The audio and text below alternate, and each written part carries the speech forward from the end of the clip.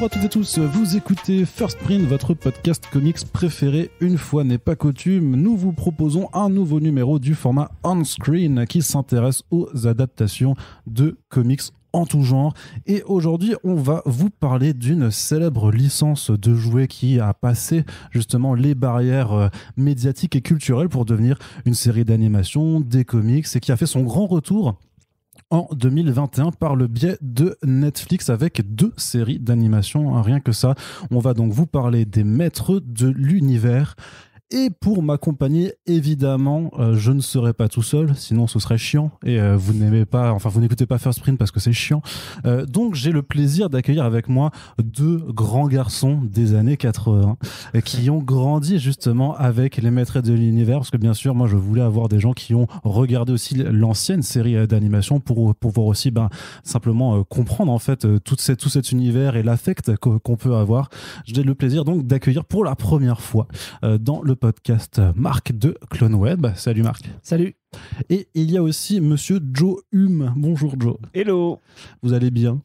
Ça va, ouais, et toi? Ça va très très bien. Je suis vraiment très content que vous ayez accepté mon invitation et qu'on ait pu trouver le temps de se réunir. Donc Marc, tu es rédacteur en chef sur le site CloneWeb. Tu tiens également le podcast Happy Hour, ouais. Et tu parles du coup de pop culture sur le web depuis pas mal de temps maintenant. Ouais, une petite vingtaine d'années. C'est-à-dire que j'avais à peine passé mon bac, tu devais déjà faire ça. C'est incroyable. Et ça, c'est juste moi qui suis insécure sur mon âge aussi et qui essaie donc du coup, qui profite de l'occasion pour faire genre, je suis jeune. Joe, tu es animateur radio sur WeFM. Tout à fait.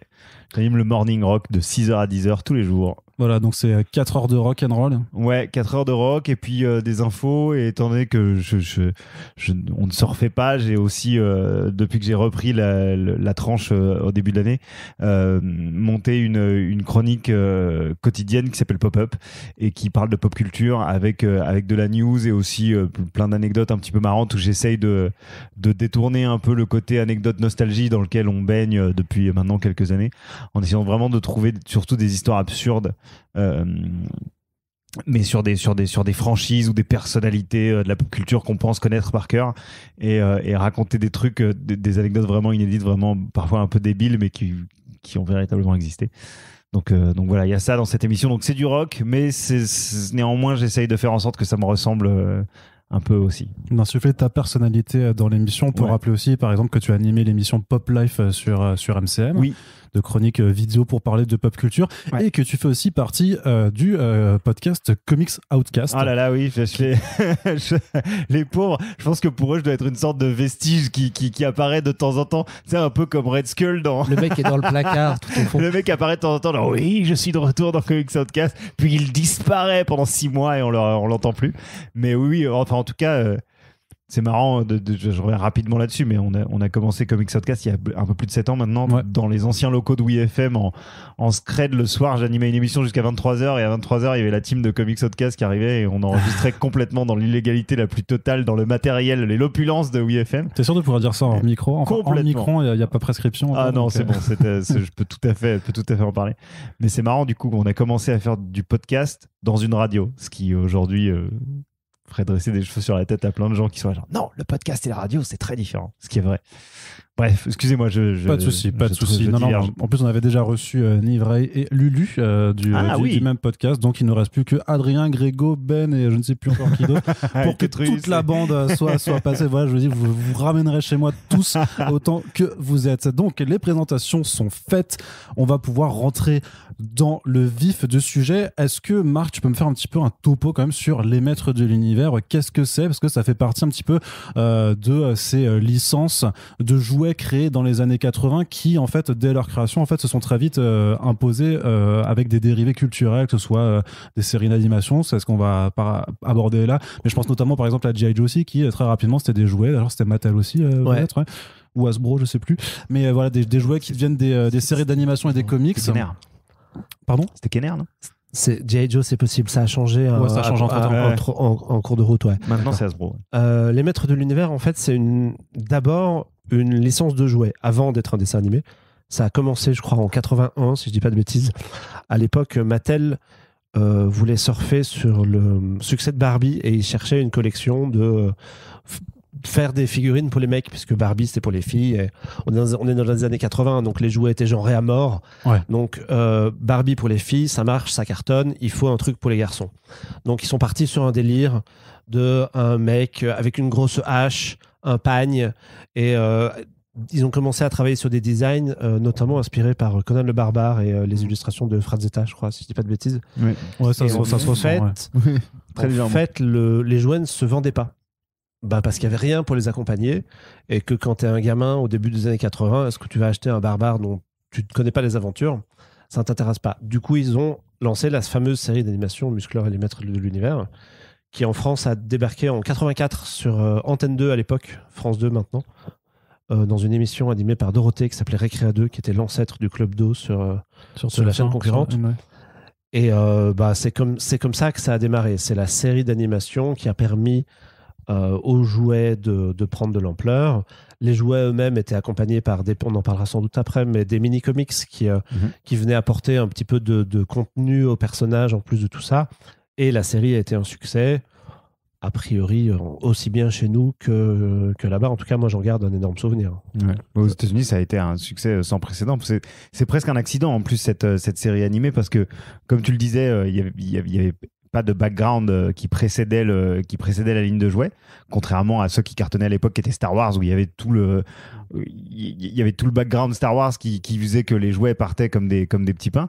Et en fait, le fait de la décision de créer une série animée des Maîtres de l'Univers a même été prise durant un rendez-vous commercial entre les vendeurs les commerciaux de chez Mattel et les grossistes de chez Toys R Us à l'époque, qui disaient mais pourquoi est-ce qu'on prendrait vos jouets chez nous alors que en fait il y a pas de personne les connaît. Et les mecs ont dit oh non mais vous êtes pas au courant, il y a une série animée qui arrive, alors que personne n'avait validé de série animée quoi que ce soit. C'était vraiment un truc qui est sorti en rendez-vous, et ensuite ils sont retournés dans les bureaux de Mattel, ils ont dit bon bah maintenant faut faire un dessin animé les gars, parce que on a dit en fait à Toys R Us qu'il y avait un dessin animé, et ça s'est fait dans une sorte de rush. La première saison en tout cas elle s'est fait dans un rush comme ça, genre une sorte de précipitation. Ok, il faut absolument qu'on fasse un dessin animé. Au départ ça a été juste une sorte de moyen métrage de 45 minutes pour promouvoir la sortie d'un pilote, et puis ça s'est transformé en la série avec laquelle on a grandi avec Marc. Donc deux saisons de 65 épisodes chacun, mais tous n'avaient pas été doublés entièrement lors de la première diffusion. Il y a 90 épisodes là, il manquait une trentaine d'épisodes qui ont été doublés, je crois, par la suite, qui vont être disponibles maintenant en support physique. Ouais, c'est ça. Sur les DVD, ouais. Qui sont essentiels au lore de la compréhension globale de l'univers. Alors, extrêmement complexe des Maîtres de l'Univers. On y reviendra après sur le lore et ça, mais le pitch de départ, du coup, c'est vrai que tu parlais d'un guerrier barbare et tout ça, mais du coup, c'est quoi le pitch des Maîtres de l'Univers? Alors, le pitch de la série des années 80, en gros, on se passe dans un univers de fantasy. Mix fantasy SF avec de la technologie et des pouvoirs magiques. Et le prince d'Eternia, la planète sur laquelle ça se déroule, a une épée magique. Et quand il la lève et qu'il crie en français par le pouvoir du crâne ancestral, il se transforme en Musclor, qui est un espèce de super-héros dans cet univers-là. Et il protège sa planète et un château, le château des ombres en français, le château de Grayskull, des forces du mal et d'un méchant qui s'appelle Skeletor. Très bien. Et il y a aussi toute une galerie de personnages secondaires qui évoluent à leur côté. Par la force des choses, étant donné qu'il y a une ligne de jouets, il y a plein de personnages, et donc il faut tous qu'on les retrouve dans le dessin animé, parce que sinon les enfants vont pas les acheter. Du coup, t'as des... oui, non mais voilà. C'est vrai qu'il y a une vraie logique de création, mais de marketing derrière aussi. En fait, c'est marrant, parce que je pense que c'est une série qui a beaucoup été faite sous la contrainte, je le dis pas forcément de manière péjorative, mais il y avait toute une galerie de personnages et de véhicules et d'endroits à créer forcément dans la série pour que ça puisse ensuite être adapté en jouet et vendu, quoi. C'était d'où la présence de plein de personnages, et certains qu'on voit juste sur 1 ou 2 épisodes, mais qui vont quand même finir en figurine. Mais dans les personnages principaux, on a quand même Tila, du coup, qui est c'est le love interest d'Adam. Non, c'est pas son love interest, c'est sa pote à la compote. C'est son sidekick aussi, un peu. C'est un peu le Robin de Batman, plus qu'autre chose. Ouais. qui est la fille du maître d'armes, si je ne me trompe pas. Le maître d'armes qui lui est le chef des gardes du château d'Eternia. Donc parce que le prince Adam, il a un père et une mère, le roi Randor et la reine, je sais plus comment elle s'appelle. Malicia ou quelque chose comme ça. Exactement. Et qui eux deux ignorent que leur fils Adam est Musclor. Ouais. Et on part sur une double identité à la Superman Clark Kent, hein. C'est-à-dire que c'est la même personne mais avec des habits différents. Il y a quand même une charge musculeuse. Alors maintenant, oui, mais oui, mais dans le dessin animé des années 80, pas du tout. C'est le même personnage. C'est juste, il est habillé en rose et blanc quand il est en Adam et il est torse nu et en slop quand il est Musclor quand même. C'est vraiment le même personnage. Non, là, ils ont voulu justement plus récemment essayer de différencier un peu les deux identités physiquement. Et ils ont fait du Prince Adam une sorte de gringalet un peu élancé pour que vraiment il y ait une vraie grosse différence quand il se transforme en Musclor. Mais à l'époque, non, on s'embarrassait pas de ça. Donc ouais, comme tu le disais, il y a Tila, il y a le maître d'armes, il y a Orko qui est un petit peu le sorcier rigolo qui est sous forme de petit fantôme avec un grand chapeau et qui se balade dans le château en faisant pas mal de pitreries et de bêtises parce que c'est un sorcier mais un petit peu maladroit. Et il y a évidemment Kringer qui est le tigre de combat, qui lui aussi a une double identité et là en revanche elle est marquée parce qu'on a vraiment une sorte de tigre très couard, un peu chétif, qui est globalement l'animal de compagnie du palais, qui se transforme en gigantesque tigre de combat avec armure lorsque on ne sait pas comment il se transforme en tigre de combat. Parce que lui, il tient pas d'épée. Il tient pas de glaive. Non, c'est en fait Musclor se transforme et ensuite il abaisse son épée vers son tigre. Il lui shoot une sorte de laser dessus et ça le transforme. Et c'est toujours une sorte moi j'ai toujours vécu un peu ça comme une agression parce que même si Battle Cat est très très stylé, il a jamais envie de se battre. Non, il a jamais envie de se battre. C'est un tigre peureux qui veut vraiment éviter le truc et limite il cherche à éviter le rayon qu'on lui balance à la gueule. Ouais. Ah ouais. Donc il y a vraiment un truc un peu agressif. Ouais, c'est un peu agressif. Moi quand j'étais petit, j'étais là, mais laissez-le tranquille, il a pas du tout envie quoi. Donc bref, c'est marrant. Et du côté des méchants, on a aussi là une galerie de personnages. C'est marrant parce qu'on parle souvent.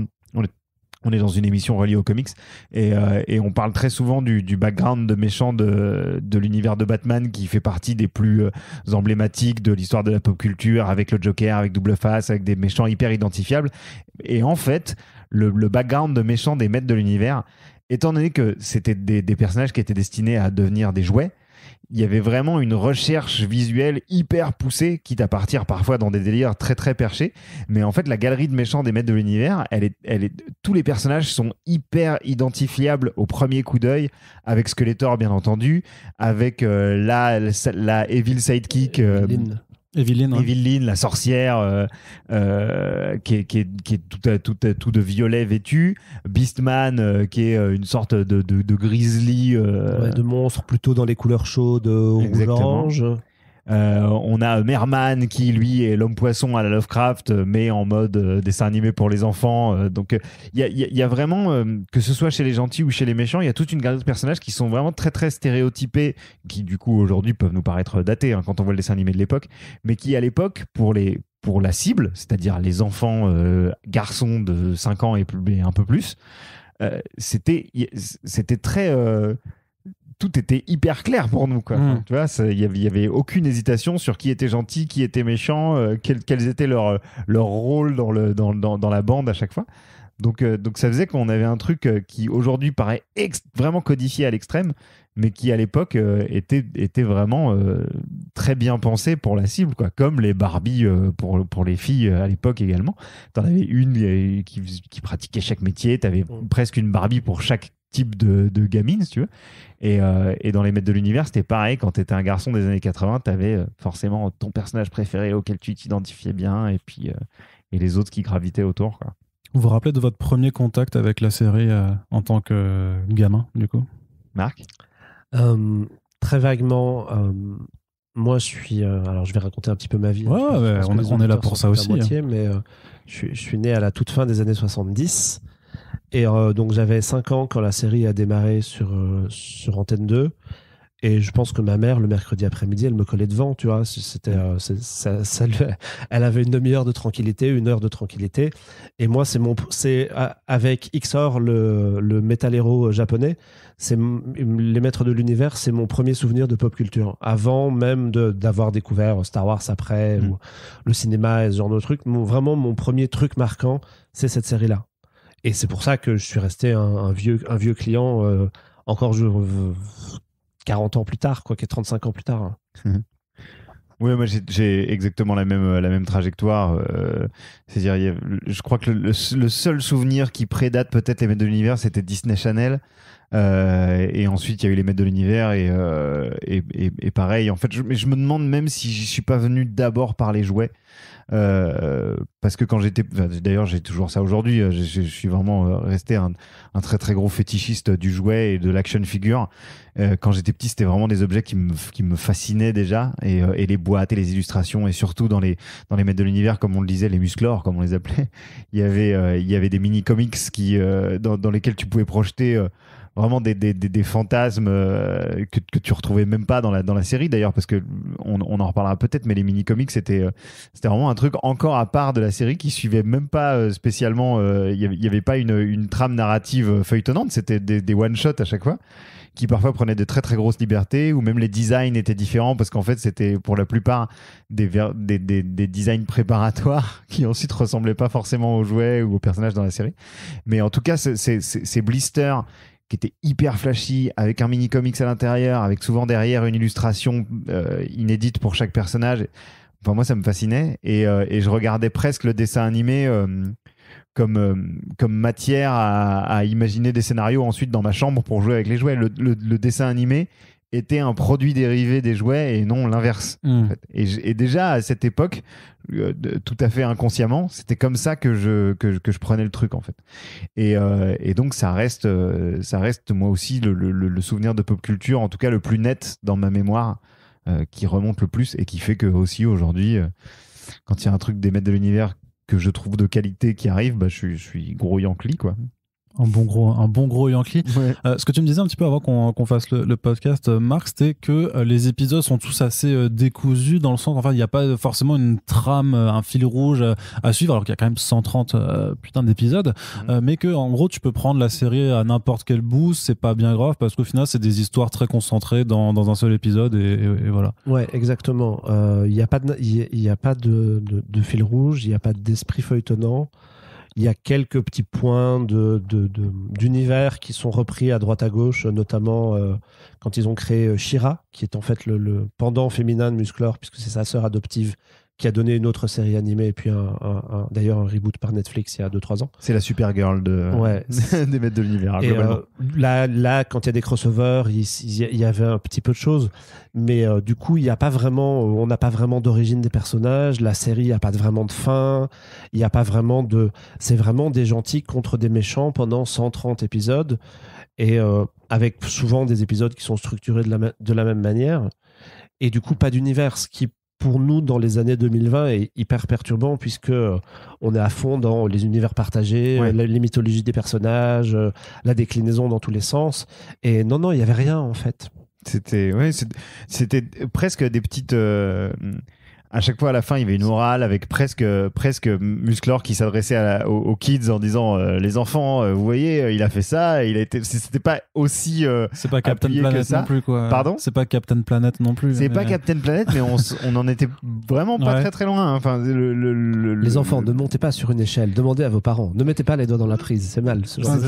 Franchement, c'était un petit peu ça, parce que le truc, c'est que les jouets étaient quand même, parce qu'on est aux États-Unis dans les années 80, hein, donc il faut pas se leurrer. Et plein de gens qui se plaignaient de ces jouets qui dépeignaient une certaine violence pour les enfants, avec des personnages aux muscles atrophiés. Enfin, c'était pas plus forcément... Skeletor, il fait peur. Skeletor, il fait peur. Enfin, il y avait plein de trucs qui étaient pas hyper bien vus. Et du coup, la série animée, entre ces dizaines de contraintes esthétiques, avait aussi quelques contraintes scénaristiques d'être quand même d'avoir un côté presque un peu éducatif, ou en tout cas de sensibilisation des enfants à plein de sujets de société. C'est ce qui lui donne un aspect hyper désuet aujourd'hui, effectivement. Mais quand tu repenses quelques années plus tard même si c'est très différent, mais la série Batman Animated de Bruce Timm et Paul Dini, ben en fait, pareil, c'est des épisodes que tu peux prendre quasiment. Il y a pas véritablement une chronologie à part sur certains personnages comme Harvey Dent, mais c'est sur 2 épisodes et ensuite c'est Two-Face et voilà. Mais t'as pas véritablement une chronologie du début à la fin de la série. C'est aussi des épisodes que tu peux picorer comme ça. Ouais, mais tu peux quand même identifier les 2 premières saisons par rapport au Batman et Robin New Adventures, tu vois. Ah oui, bien sûr. Là, il y a un changement graphique. Mais là, il y a un changement graphique et tout ce qu'il y a eu aussi, mais séparé par beaucoup plus d'années sur les maîtres de l'univers où il y a eu une renaissance au début des années 2000 également.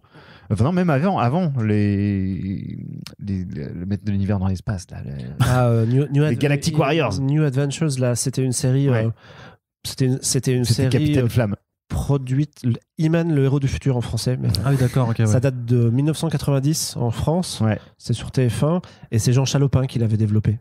Jean Chalopin, le papa de Masque. D'accord. Ouais. Parce qu'à l'époque, en fait, Mattel avait plus ou moins arrêté et ils ont voulu essayer de relancer le truc. Donc, ils sont allés voir un autre studio pour faire une autre série d'animation.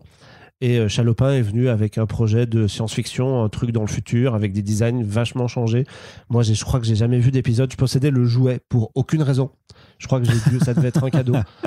J'avais la figurine de He-Man qui avait un espèce de bouclier transparent. Et c'était assez C'était vraiment Flash Gordon. Hein. C'était vraiment devenu Flash Gordon. C'était pas très bien. Non, c'était pas très bien. Même les jouets étaient pas hyper beaux, quoi. Mais ça a bidé, donc c'est aussi pour ça. Mais parce que déjà, parce que tu t'évoques une nouvelle série futuriste, mais enfin, il y a déjà un côté futuriste aussi dans la première série, parce que c'est quand même, tu l'as dit, un mélange de fantasy, de science-fiction. On a un château, on a des épées, mais on a aussi des tirs de rayons laser, on a des grosses machines, on a des robots. Complètement, mais c'est ce qui faisait, C'est pour ça que ça a marché. La singularité. Je sais pas si c'est ce qui fait que ça a marché, mais d'une manière si, parce qu'en fait, quand t'étais un enfant, t'avais un peu le meilleur des 2 mondes. T'avais le côté Conan le barbare et puis à côté t'avais la science-fiction avec des vaisseaux, des lasers comme tu le dis, et puis ça n'avait aucun sens, mais bon c'était pas grave, t'avais 6 ans parce que t'as de l'ultra technologique avec de la magie, donc exactement. Et en revanche dans la série de la fin des années 80 et années 90 en France, ils étaient vraiment partis dans du space opéra pur et dur, où on perdait tout le côté vraiment héroïque fantasy rétro-futuriste, et ça perdait vraiment de son charme parce que ça avait un côté beaucoup plus générique, et effectivement Flash Gordon on avait déjà vu, donc ça a pas trop fonctionné, mais ce qui est marrant c'est que ce paradoxe médiéval fantastique et enfin héroïque fantasy et science-fiction qui à l'époque était vraiment une conséquence du fait que ça bouffait à tous les râteliers et que ça voulait vraiment parler au plus de gamins possible, ça a été digéré et récupéré et intégré dans une sorte de mythologie qui aujourd'hui est maîtrisée. On a pu le voir dans la dernière série de Kevin Smith, où presque cette opposition entre la magie et l'hyper-technologie est au cœur du récit et devient vraiment un paradoxe de cette terre d'Eternia, qui rend tout beaucoup plus intéressant. Tu vois.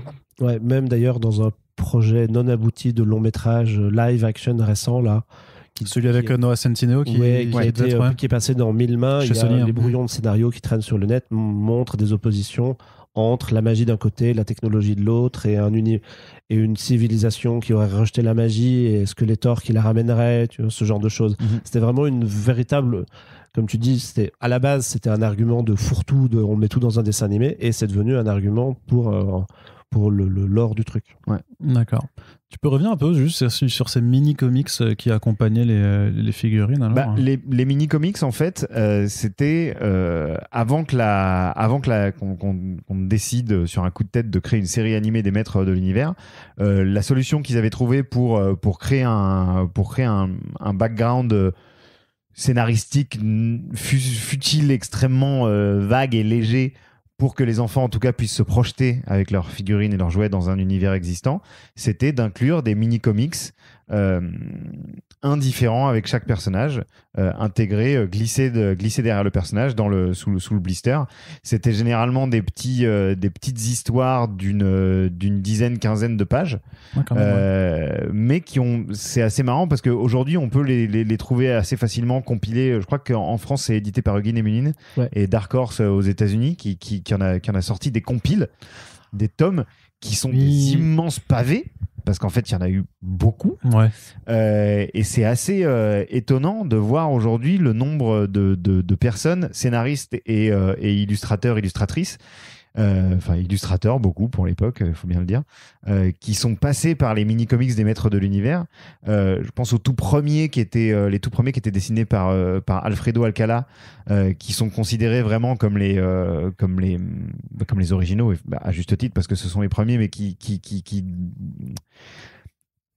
font très effectivement Conan le Barbare et comic book du Golden Age d'Heroic Fantasy. D'ailleurs, l'accent était plus mis sur l'Heroic Fantasy à l'époque des premiers mini-comics des Maîtres de l'Univers, parce que je pense qu'ils pensaient que ça allait plus s'orienter là-dessus.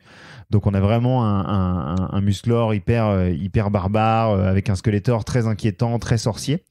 Et puis petit à petit ça s'est développé, et donc étant donné que les jouets se vendaient comme des petits pains et qu'il fallait toujours en créer plus, on a fait appel à énormément d'artistes pour illustrer ces mini-comics. Et il y a entre autres Bruce Timm par exemple qui est passé par les mini-comics des Maîtres de l'Univers. Il y en a d'autres que j'oublie, mais énormément de dessinateurs de comics des années 80 en tout cas ont fait leurs armes sur ces mini-comics des Maîtres de l'Univers, qui aujourd'hui sont des objets de collection. Ça me permet de saluer, je ne sais pas s'il écoutera, ça m'étonnerait, mais un auditeur de WeFM qui m'a envoyé la semaine dernière un pli à la radio avec 2 mini-comics. Il a dit je sais que t'es fan.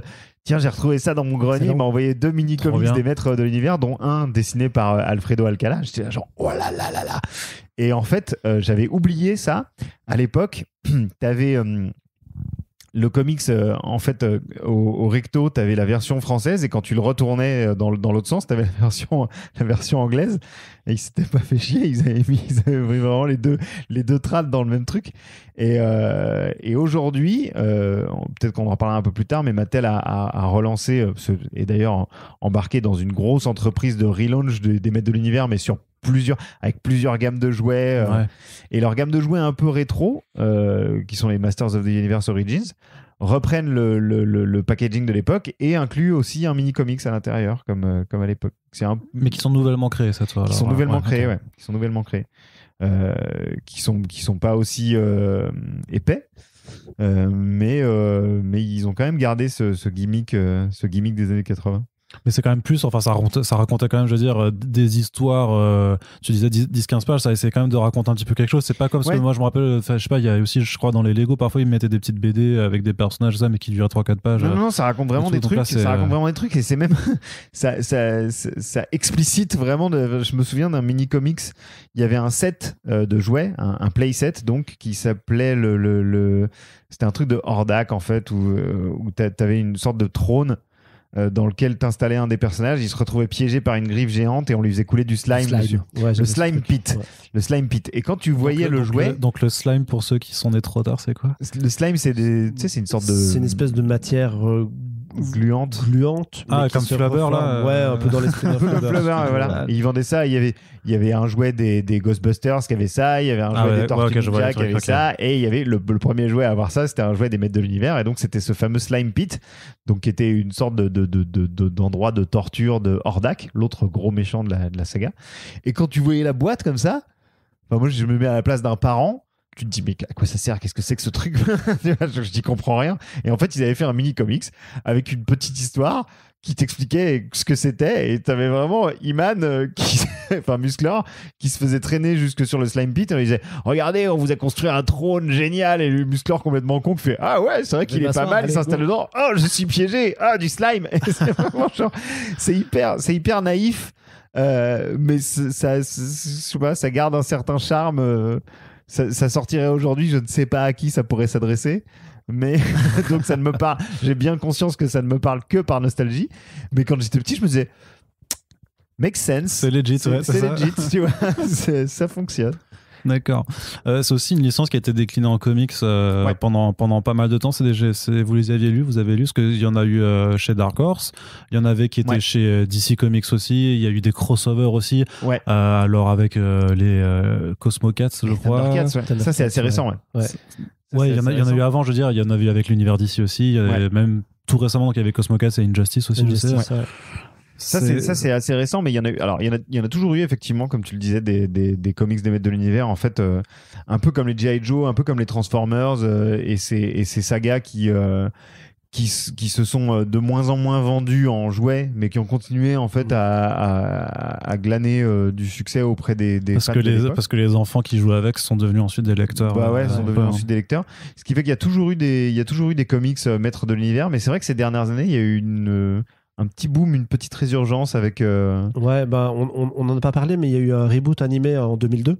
Là, il y a eu une deuxième série d'animation, Les Maîtres de l'Univers, en 2002. Plutôt de qualité, d'ailleurs. Que moi, j'aime vachement et qui, d'ailleurs, a participé, je crois, beaucoup à Revelations. Ils ont pioché des idées là-dedans. Et ça a pas mal participé, je pense, aux relances des comics, puisque effectivement c'est surtout à partir de ce moment-là qu'ils n'ont jamais vraiment arrêté la franchise, d'abord avec les comics qui étaient liés à la série animée, et puis au récent. Moi j'ai lu ce qui est paru chez DC il y a 4-5 ans, un truc comme ça, qui se termine par une saga qui s'appelait Eternian Wars, une espèce de baston gigantesque. Mais ils ont même fait pardon, je te coupe, à la fin, ils ont fini par faire aussi Masters of the Multiverse, si je me rappelle bien. C'est horrible. Ça, c'est horrible. C'est dégueulasse. Je déconseille fortement. N'y allez pas. Oui, en gros, c'était surfant sur le Spider-Verse, ce genre de truc. Ils se sont dit, mais on a Musclor des années 80, on a la version Dolph Lundgren. Parce que c'est vrai qu'il y a eu un premier film live action avec Dolph Lundgren. Il y a eu la version futuriste. Donc on a 3-4 muscleurs qui se battent en duel. On pourrait faire un truc avec, mais c'est pas bien du tout. J'ai essayé de le lire, c'est vraiment pas bien du tout. Mais les comics que tu avais lu du coup précédents Moi j'ai lu la partie chez DC qui commence par qui est un semi-reboot en fait, puisqu'il commence avec Adam et Amnésique. Et du coup, il faut qu'ils retrouvent l'épée, qu'ils apprennent à se transformer, et ce genre de choses. Et c'est comme dans un jeu vidéo, quoi, où tu perds tes pouvoirs, entre les syndromes et les fils de God of War, tous les débuts de God of War. Metroid pour les Metroid aussi, ce genre de truc. Moi, je trouve ça assez agréable à lire. En tout cas, les premières parties. Il y a eu tout un aspect aussi, les Maîtres de l'Univers Origins, je crois que ça s'appelait, des petites histoires courtes qui racontaient les origines de, je sais pas, le maître d'armes, sa première mission, Battle Cat, comment c'était un bébé chat vert avant, il était mignon. Ils ont fait des petites choses autour de ça qui sont agréables à lire. Après, je trouve que plus on avance dans les comics, en tout cas dans ce que j'ai lu, Eternian Wars, qui est, je crois, la dernière parution un peu conséquente du truc, ça commence à devenir pas mal le bordel, avec vraiment beaucoup de personnages, des trucs surchargés. Moi, je suis moins client à ce moment-là. Moi, j'ai vraiment bien aimé le crossover avec les Cosmo Cats. Alors, j'aime pas le mot plaisir coupable parce que je me sens pas coupable du tout d'avoir trouvé ça bien. Mais j'ai conscience que c'est une sorte de gros fan service, de double fan service, tu vois, parce que j'aimais bien les Cosmo Cats aussi, de la même époque. J'avais fait une interview avec Freddie Williams 2 qui dessinait du coup cette mini-série, et oui, dans l'interview je lui posais aussi la question, mais c'est quoi votre délire en fait de faire ça? Et effectivement, c'est un énorme délire régressif, mais sans jugement, du coup, deux mecs qui, parce qu'il a votre âge aussi, hein, Freddie, mais qui en fait ont grandi comme vous avec ces personnages-là, qui là ont l'occasion, en fait, on leur propose de les dessiner, de faire même un mélange de des jouets, parce qu'ils faisaient peut-être que tu faisais ça aussi, mais tu mélangeais peut-être aussi juste tes jouets. Enfin, on l'a tous fait. Moi, c'était avec des Star Wars et des Jurassic Park, je sais pas, des trucs comme ça, mais et du coup qui le matérialise après. Je crois que j'ai lu, je sais pas si c'était ton interview, mais j'ai lu une interview de lui où il disait, mais les gars, en l'espace de 2 ans, on m'a demandé de faire Batman, Tortue Ninja et Maître de l'Univers, Cosmo Cats. Comment tu veux que je me sente pas complètement béni des dieux de faire tout ça? Et effectivement, je crois que le gars, il est content. Mais moi, si j'étais aussi talentueux que lui au dessin et qu'on me disait, mec, t'as Maître de l'univers et Cosmo 4, t'es chaud ou pas? Quelles que soient mes prétentions artistiques, intellectuelles de ce que tu veux, je dirais évidemment que oui, j'y vais. Et en fait, c'est efficace. Et même, j'irais suffisamment loin et pour dire que Masters of the Universe Injustice, non seulement c'était bien, mais c'était bien mieux que le comic book Injustice de base. Oh, le bold statement auquel on a droit, ça je m'y attendais pas. J'y vais. J'ai trouvé ça très très cool. J'ai trouvé ça très très cool. Et alors, toute proportion gardée, bien entendu, puisque je suis aussi un admirateur de Jonathan Hickman et de Jeff Lemire. Il va nous dire que c'est le East of West. Donc non, bien sûr que non. Non, mais c'était pour toute proportion gardée. C'est-à-dire, je fais bien la différence entre ce genre de plaisir régressif et d'autres types de comics que je peux lire habituellement et qui sont autrement plus ambitieux, tant au niveau du scénario que de la recherche artistique visuelle, mais pour des trucs qui sont finalement des extensions d'une franchise qui a démarré avec des jouets dans les années 80, je trouve que c'est quand même très très cool que ça se défend. Ouais, ça se défend et c'est pas pour rien si moi aujourd'hui je suis papa d'un garçon qui a 6 piges. En fait, il a vu les Maîtres de l'univers. Je sais pas si le premier truc qu'il a vu c'était un dessin animé ou un de mes jouets ou un truc comme ça. Et en fait, tout est tout aussi évident pour lui aujourd'hui en 2021 que c'était évident pour moi en 1983. Donc, ça veut dire qu'il y a un truc qui fait que ça parle encore et que en fait le concept visuel du truc était tellement efficace que c'est complètement intemporel, si tu veux. Donc c'est cool. Je suis content, produisez des comics et des séries, même si c'est moins bien, ce sera quand même OK in my book. J'ai aussi envie de parler avec moi un petit peu du film que tu as mentionné qu'effectivement je n'ai pas vu du tout et dont j'avais même tu sais pas ce que tu loupes, dont j'avais complètement oublié l'existence. C'est vrai qu'il y a Dolph Lundgren dedans du coup en slip à fourrure. Il y a Frank Langella dans le Perry White de Superman Returns, le meilleur film de super-héros de ces 20 dernières années, en Skeletor, qui en fait les caisses, qui a accepté le rôle, parce que j'ai l'impression que c'est toujours la bonne excuse des actrices et des acteurs qui disent j'ai accepté ce rôle parce que mon neveu était fan, mon fils était fan, ma nièce était fan. Alors oui, non mais parce que ton banquier était fan surtout, mais ouais, Frank Langella en Skeletor qui fait une sorte de qui se fait un kiff, je pense vraiment, à faire une sorte de mélange entre Dark Vador et Palpatine, mais en mode vraiment genre Wish, tu vois. Et en fait, c'est très très drôle. Je vous conseille d'aller, si vous n'avez pas vu le film, je vous conseille pas forcément de regarder le film parce que c'est compliqué quand même, mais tapez Skeletor Scenes sur YouTube et ne serait-ce que l'entrée de Skeletor avec un gros plagiat de la marche impériale en musique et avec une mise en scène mais complètement abusée de la première entrée de Skeletor, c'est vraiment très rigolo.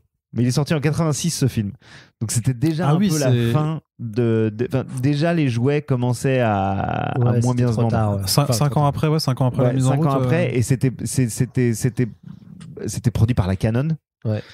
Si vous connaissez la Canon, c'est quand même la maison de Chuck Norris et de tout un tas de films d'action ultra bourrins des 80s avec Dolph Lundgren dans le rôle de Musclor, avec un scénario qui abandonne toute une partie de la mythologie entre guillemets des Maîtres de l'univers pour partir sur quelque chose de totalement différent, où il y a un portail interdimensionnel qui fait débarquer les personnages des Maîtres de l'univers sur Terre, où vraiment ils ont rien à faire, quoi. C'est vraiment genre ça permet de pas avoir à faire de décor pour Earth is the battleground. Exactement. Tu vois, voilà. Exactement. Avec Courtney Cox dans un de ses premiers rôles au cinéma, qui aujourd'hui je pense doit... On lui en parle plus en interview, quoi. Peut-être regretté. Et ça donne un film vraiment raté, mais que j'ai adoré quand j'étais petit. Que j'ai adoré quand j'étais petit pour toutes les mauvaises raisons qui font qu'on adore des trucs quand on est petit, juste parce qu'il y a écrit les Maîtres de l'univers dessus. Mais en revanche, je reconnais bien volontiers que ça fait partie de... pour moi, ça rentre beaucoup plus dans la catégorie nanar que dans la catégorie navet. C'est-à-dire qu'il y a vraiment moyen de se poiler très très fort en le regardant aujourd'hui, ne serait-ce que sur toutes les scènes avec Frank Langella en Skeletor, quoi, qui vraiment, souvent quand t'as des grands acteurs comme ça qui se plient à ce genre de jeu, qui en plus, tu sais, il sait qu'il est grimé des pieds à la tête et que du coup, on va pas vraiment capter que c'est lui. Tu sens qu'il s'en donne à cœur joie. Donc c'est un film raté mais rigolo, quoi. Ouais, moi je l'ai découvert plus tard. Du coup, avec. T'as pas la même. J'ai pas le même.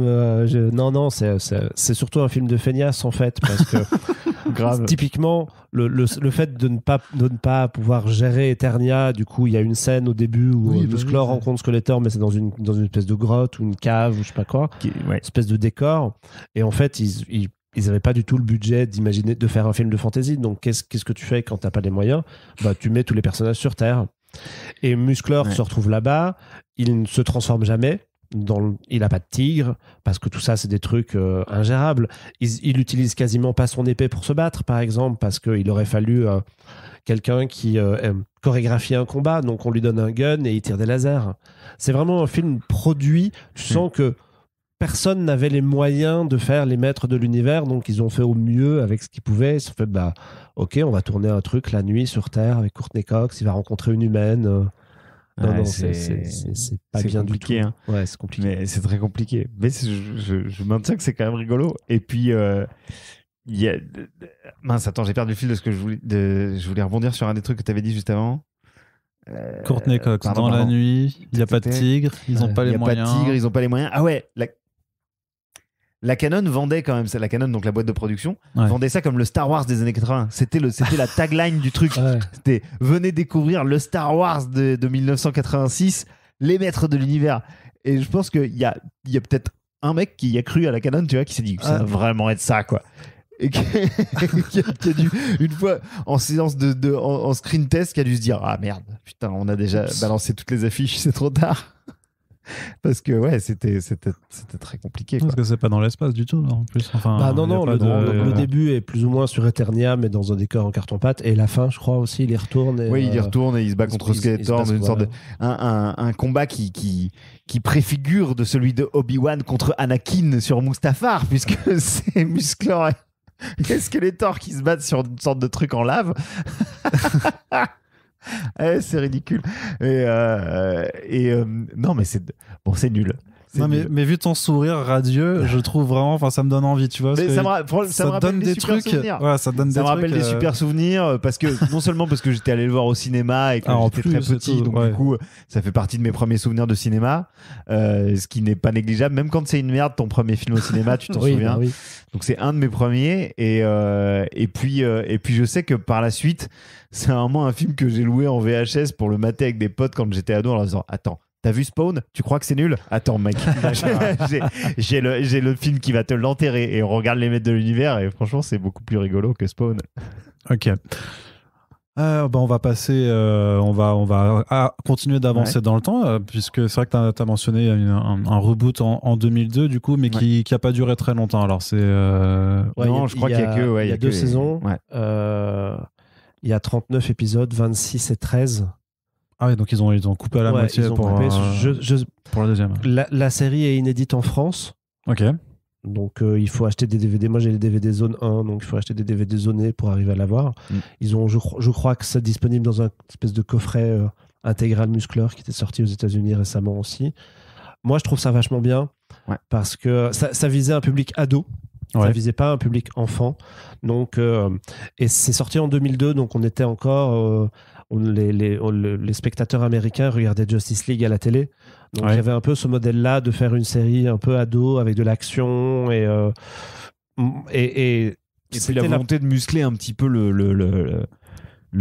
pas le background, mais de créer un univers qui soit moins disparate que la série des années 80. Et c'est en 2D aussi, hein, c'est pas encore en c'est de la 2D. Et là, pour le coup, Adam est un gamin qui se transforme en un vrai gars hyper costaud. Il y a une différence. Et moi, je trouve qu'il y a plein de choses très bien dans cette histoire, notamment le fait... Alors, c'est pas complètement feuilletonnant, mais il y a une petite progression et il y a des épisodes qui viennent s'intercaler, qui complètent la mythologie. Il y a pas mal de choses qui sont réutilisées dans Revelations, notamment King Grayskull, le roi Grayskull. On en reparlera sans doute après. dont une partie du design a été réemployée. Et ouais, moi je trouve que c'est une super série et je ne comprends pas comment ça n'a pas fonctionné. Parce que pour le coup, il y a de l'action, l'animation est plutôt ok, il y a des défauts, mais ça va. Et il y a des beaux scénarios. Et moi, j'ai regardé ça au début des années 2000, comme je regardais Justice League à l'époque, avec le même genre de plaisir. Donc il y avait vraiment une bonne idée. Et puis en plus, ils avaient relancé des figurines. Donc ils avaient imaginé d'ailleurs un muscleur avec une épée absolument énorme dont la garde pivotait. C'était vraiment un truc énorme. Et moi, je trouvais qu'il y avait vraiment une belle idée et je n'ai aucune idée pourquoi ça a bidé. J'en sais rien non plus, mais je me permettrais de supposer que c'est parce que la franchise, vue de l'extérieur, peut-être semblait être un truc un peu ringard. Et que les gens qui ont grandi avec n'étaient pas encore suffisamment vieux et les ados qui étaient visés par l'époque n'avaient pas connu du tout le truc d'origine. J'aurais plus envie de dire que c'est la deuxième parce que techniquement, Marc vient de dire qu'il était jeune adulte et qu'il regardait avec plaisir. Donc ceux qui avaient grandi avec étaient déjà à même d'apprécier, mais par contre c'était ciblé. Oui, mais tu l'as regardé en import. Parce elle était pas facile. Quoique aux États-Unis, ça n'a pas marché non plus, tu me diras.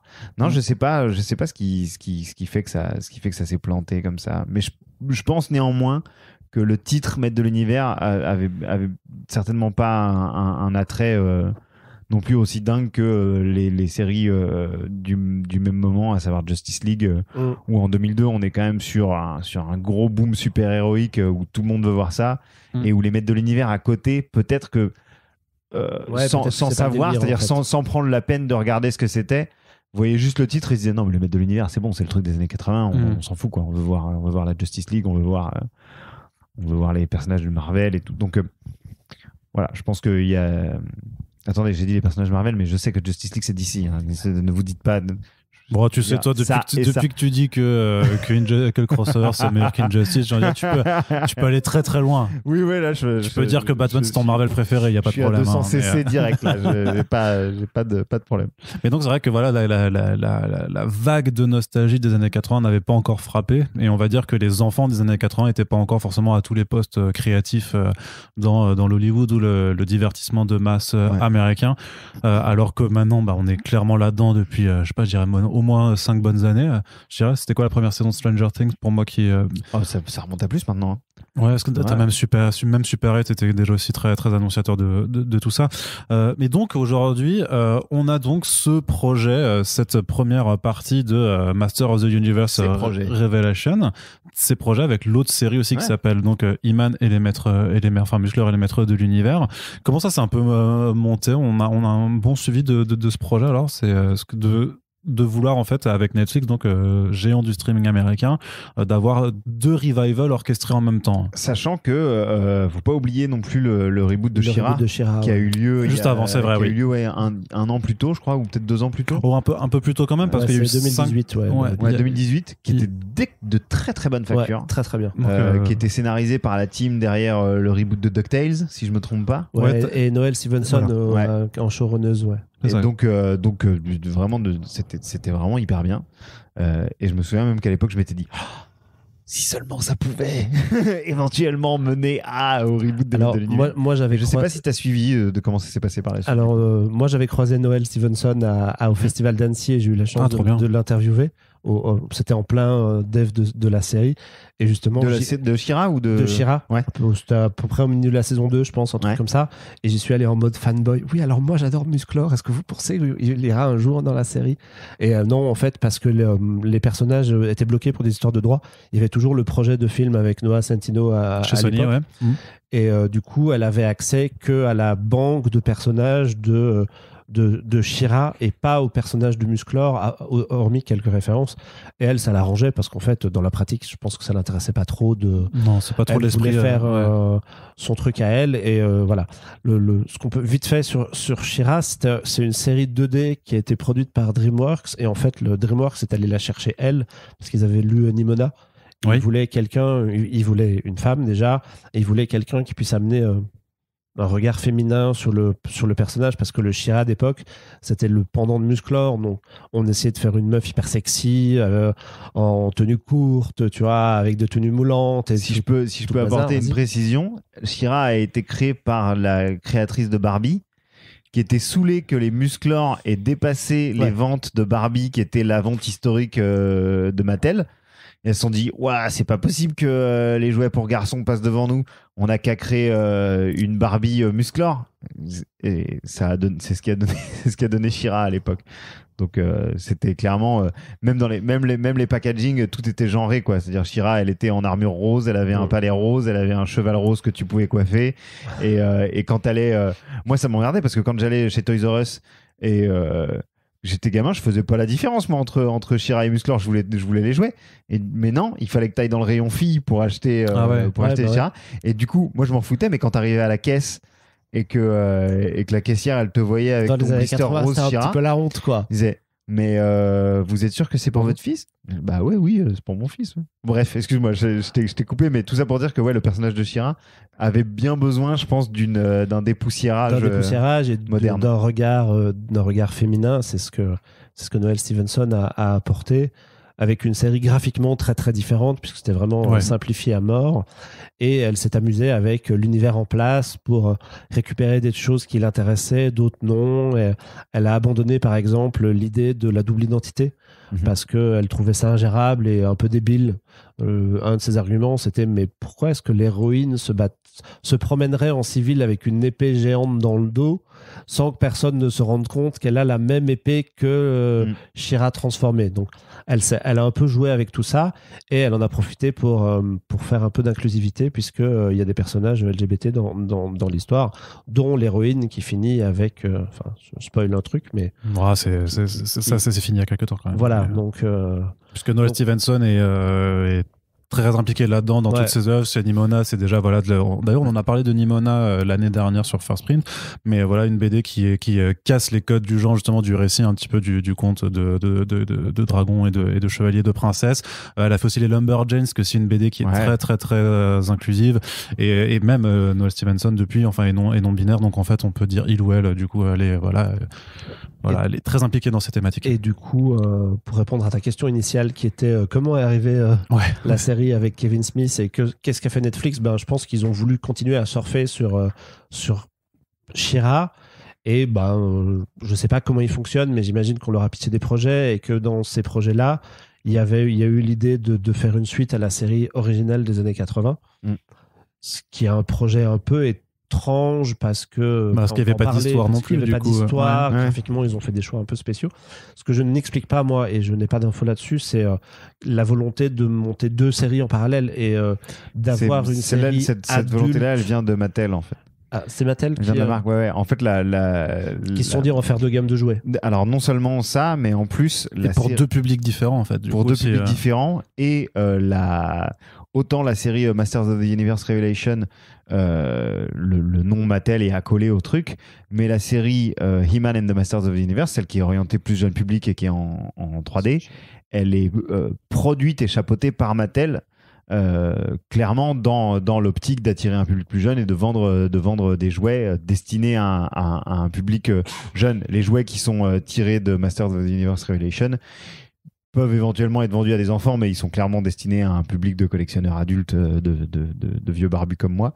Donc il y a deux volontés différentes de jouer sur deux tableaux, mais j'ai cru comprendre que la série chapeautée par Kevin Smith a plus un peu les coups des franches créatives que la série Master of the Universe, He-Man and the Master of the Universe, qui clairement est chapeautée par Mattel et fonctionne avec des contraintes bien différentes. D'accord. Alors du coup, Masters of the Universe Revelation, on va d'abord commencer par celle-là. Vas-y, je t'en prie, Marc. le grand projet de revival donc de la licence chapeauté par Kevin Smith qu'on a adoubé depuis quelques années comme le patron geek un petit peu mollo. De façon plus ou moins légitime, je trouve. Voilà. Je pense qu'on est assez toujours par beaucoup. Enfin, c'est ce qui est très marrant. Bon, on va pas faire un podcast sur Kevin Smith, mais vraiment, moi, ces dernières années, c'est la façon dont beaucoup de médias et de sites ricains, en fait, relayent en permanence tout ce que dit Kevin Smith sur tout. Et je me toujours me dis, mais pourquoi en fait? C'est le Dave Grohl du comic dom. Tu sais, c'est trop bizarre. C'est cette personnalité très vocale, très easygoing médiatiquement, et qui a forcément un avis sur tout. Qui a forcément un avis sur tout, et du coup... C'est un peu le Christophe Barbier de la pop culture. Ah bah j'étais trop gentil avec Dave Grohl, je pense, effectivement. Non, mais du coup, moi, ça pouvait peut-être générer une inquiétude, parce que, en tout cas, moi, à mon niveau, quand on m'a dit Kevin Smith sur les maîtres de l'univers, je fais, mais il n'a pas de rapport avec cette franchise-là. Pourquoi lui et pas... il a regardé comme toi. Tant qu'à aller chercher un scénariste, ils auraient pu aller reprendre John Michael Straczynski, qui a travaillé sur She-Ra, qui est le co-créateur de She-Ra avant d'avoir fait Babylon 5. Par exemple, lui, il aurait été complètement justifié sur ce genre de franchise. Donc pourquoi Kevin Smith? Et il se trouve que c'est très bien, en fait. Moi, j'aime vachement Revelation. Je trouve que... alors, c'est très spécial comme série parce que, à plein de niveaux, mais d'abord à cause de sa promo. Le premier truc, c'est que on peut spoiler. Oui. C'est donc la première partie est sortie sur Netflix. Il y a eu que 5 épisodes. Et la promo, toutes les bandes annonces et les affiches qu'on a eues avant les 5 premiers épisodes mettaient en scène Musclor. Oui. Or, ce n'est pas une série sur Musclor. Pas vraiment. C'est une série qui tue Musclor dans le premier épisode, ou en tout cas le fait disparaître, pour mettre en avant un personnage féminin, Tila. Et moi, quand j'ai découvert ça à l'écran, je suis tombé de ma chaise. Parce que je ne m'attendais pas du tout à voir ça. Je me suis dit, ils vont faire une suite, quoi. Ils vont prendre les mêmes personnages, ça aura une gueule différente parce qu'ils ont fait des choix graphiques qui ne sont pas les mêmes, mais je vais retrouver tous les personnages de mon enfance et il y aura sans doute une bataille géante et une fin et ce sera plié. Ouais. Et pas du tout, en fait. La série, elle prend complètement le contre-pied de tout ça pour raconter un truc que personne n'a vu venir. En fait, ils font de Musclor le MacGuffin de l'histoire, quoi. Généralement, c'est presque ça, quoi. C'est à la recherche du Musclor perdu. Et ça, donc en fait, pour refaire juste le topo rapidement, le premier épisode s'ouvre sur une nouvelle bataille de donc les forces de Skeletor qui essayent d'envahir de nouveau le château Grayskull.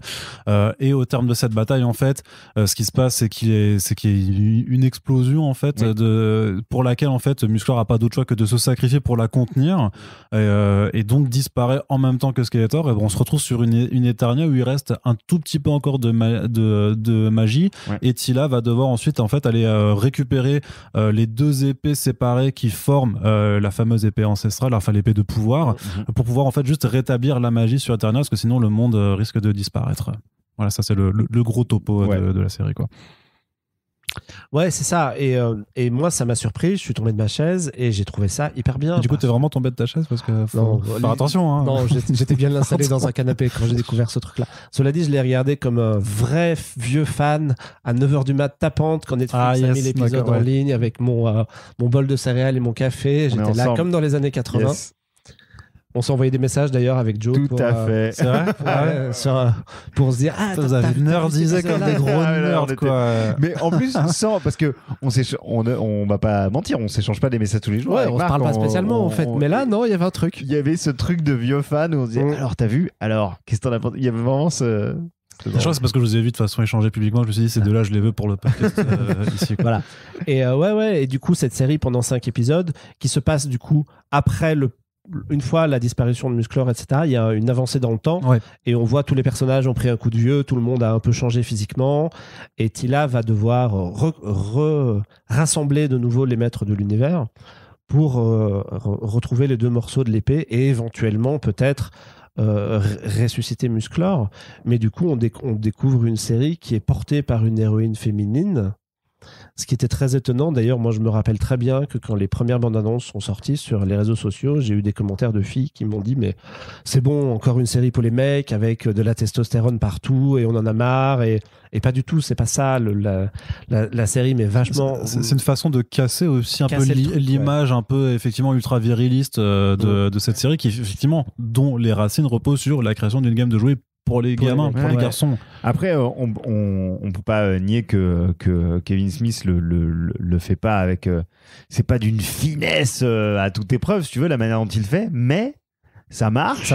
Ça marche, et c'est surtout un peu gonflé, quoi, tu vois, parce que il le sait en plus pertinemment que la fanbase historique des Maîtres de l'Univers, elle est très majoritairement masculine.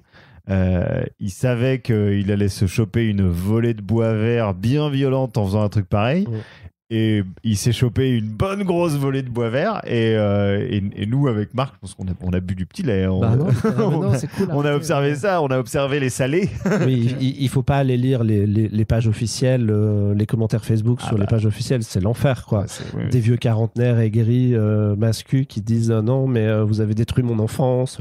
Pas du tout, ton enfance, elle a pas bougé, mec. Hein, c'est une série en plus. Donc ça n'a rien à voir. Et non, mais c'est vraiment une très belle série. Qui a la particularité par rapport à ce qu'on disait tout à l'heure de raconter quelque chose. Et c'est vraiment ce qui est très étonnant, le plus surprenant, je trouve, moi, dans Revelation, c'est que ça se veut comme la suite officielle, mais la suite officielle d'un truc qui n'avait quasiment pas d'univers. Or là, ils construisent en 5 épisodes un truc complètement dense, puisqu'ils vont piocher à la fois dans la série de 2002, à la fois dans la série d'origine, à la fois dans les mini-comics, pour faire un lore. Et il y a vraiment un univers créé cohérent en quelques épisodes. Alors, il y a pas mal de fanservice quand on connaît un peu le truc, mais moi, je trouve que ça fonctionne vachement, en fait. Et puis, il y a des... Alors moi, je suis peut-être une cible facile, hein, mais il y a des moments où vraiment ça m'accueillit et où il y a une émotion, quoi. Il y a un truc... qu'ils arrivent à... En fait, ils arrivent en un temps record à t'attacher à des personnages et à vraiment à développer une vraie empathie pour eux et du coup à ménager des moments où il se passe vraiment où il y a vraiment des scènes hyper émouvantes. Ce que tu penses, par exemple, on va dire, je sais techniquement on peut un peu spoiler puisque c'est quand même sorti il y a pas mal de temps maintenant, enfin il y a quelques mois, mais on va essayer de pas trop spoiler, mais disons qu'il y a quand même un grand moment de bravoure, par exemple, de Orko. Il y a entre autres ce grand moment de bravoure qui moi m'a un peu moi j'avais les larmes aux yeux, un peu mis par terre, quoi. Non, mais parce qu'il y a de l'émotion et parce que c'est vrai que t'arrives à... J'ai regardé tout le truc tout seul, donc j'avais personne pour me voir. Mais c'est ce qui fait que tu sais, quand je suis avec mon fils ou quoi, je pense que même sans inconsciemment il y a une retenue et tout.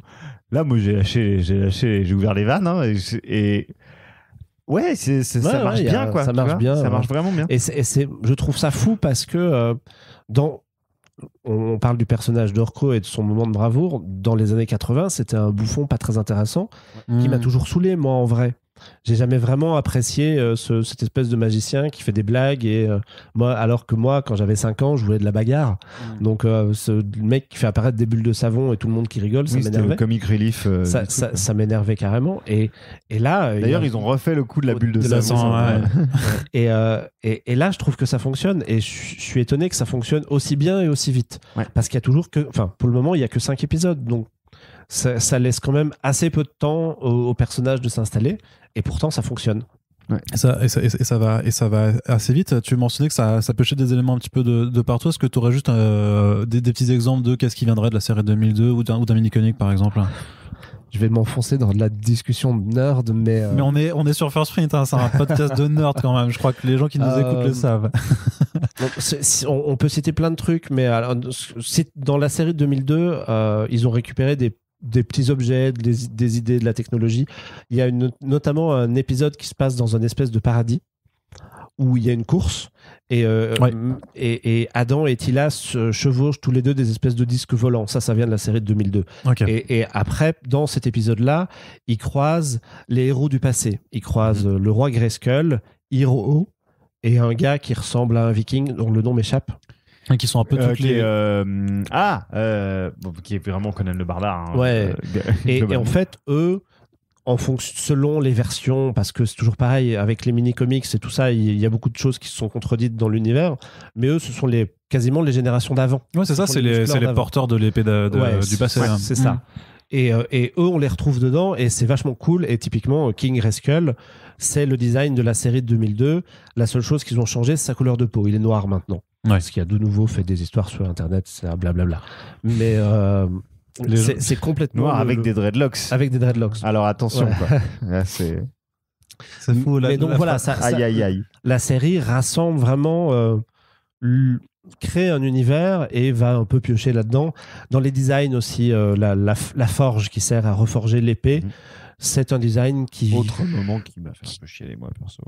Bah, c'est épique. Hein. Non, mais ça c'est être épique. épique, Hein, ça vient carrément. d'ailleurs. Et tout est comme ça, en fait. Chaque référence, chaque nom évoqué dans la série est une référence à une des œuvres précédentes.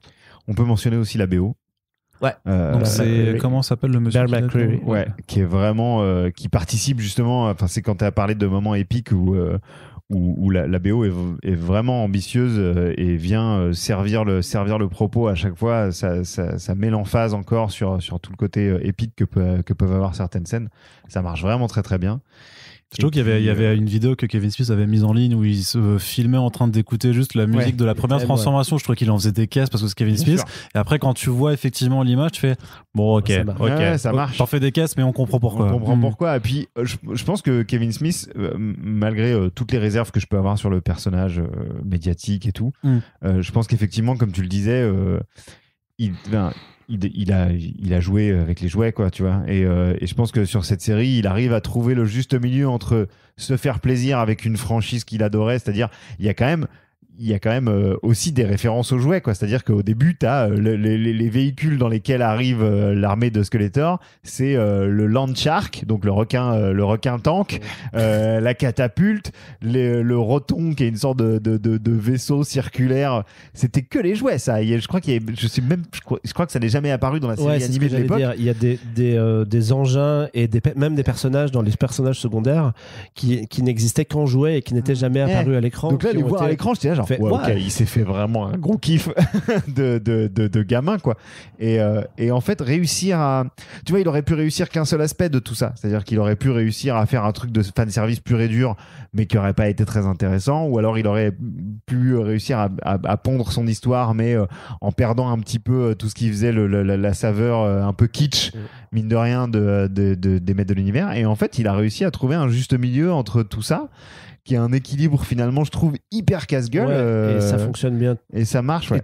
À tous les niveaux, en fait. Moi, je trouve pas qu'il y ait de problème. Le seul reproche que j'ai... L'animation est pas dingue. Et quand tu prends les péripéties de chaque personnage...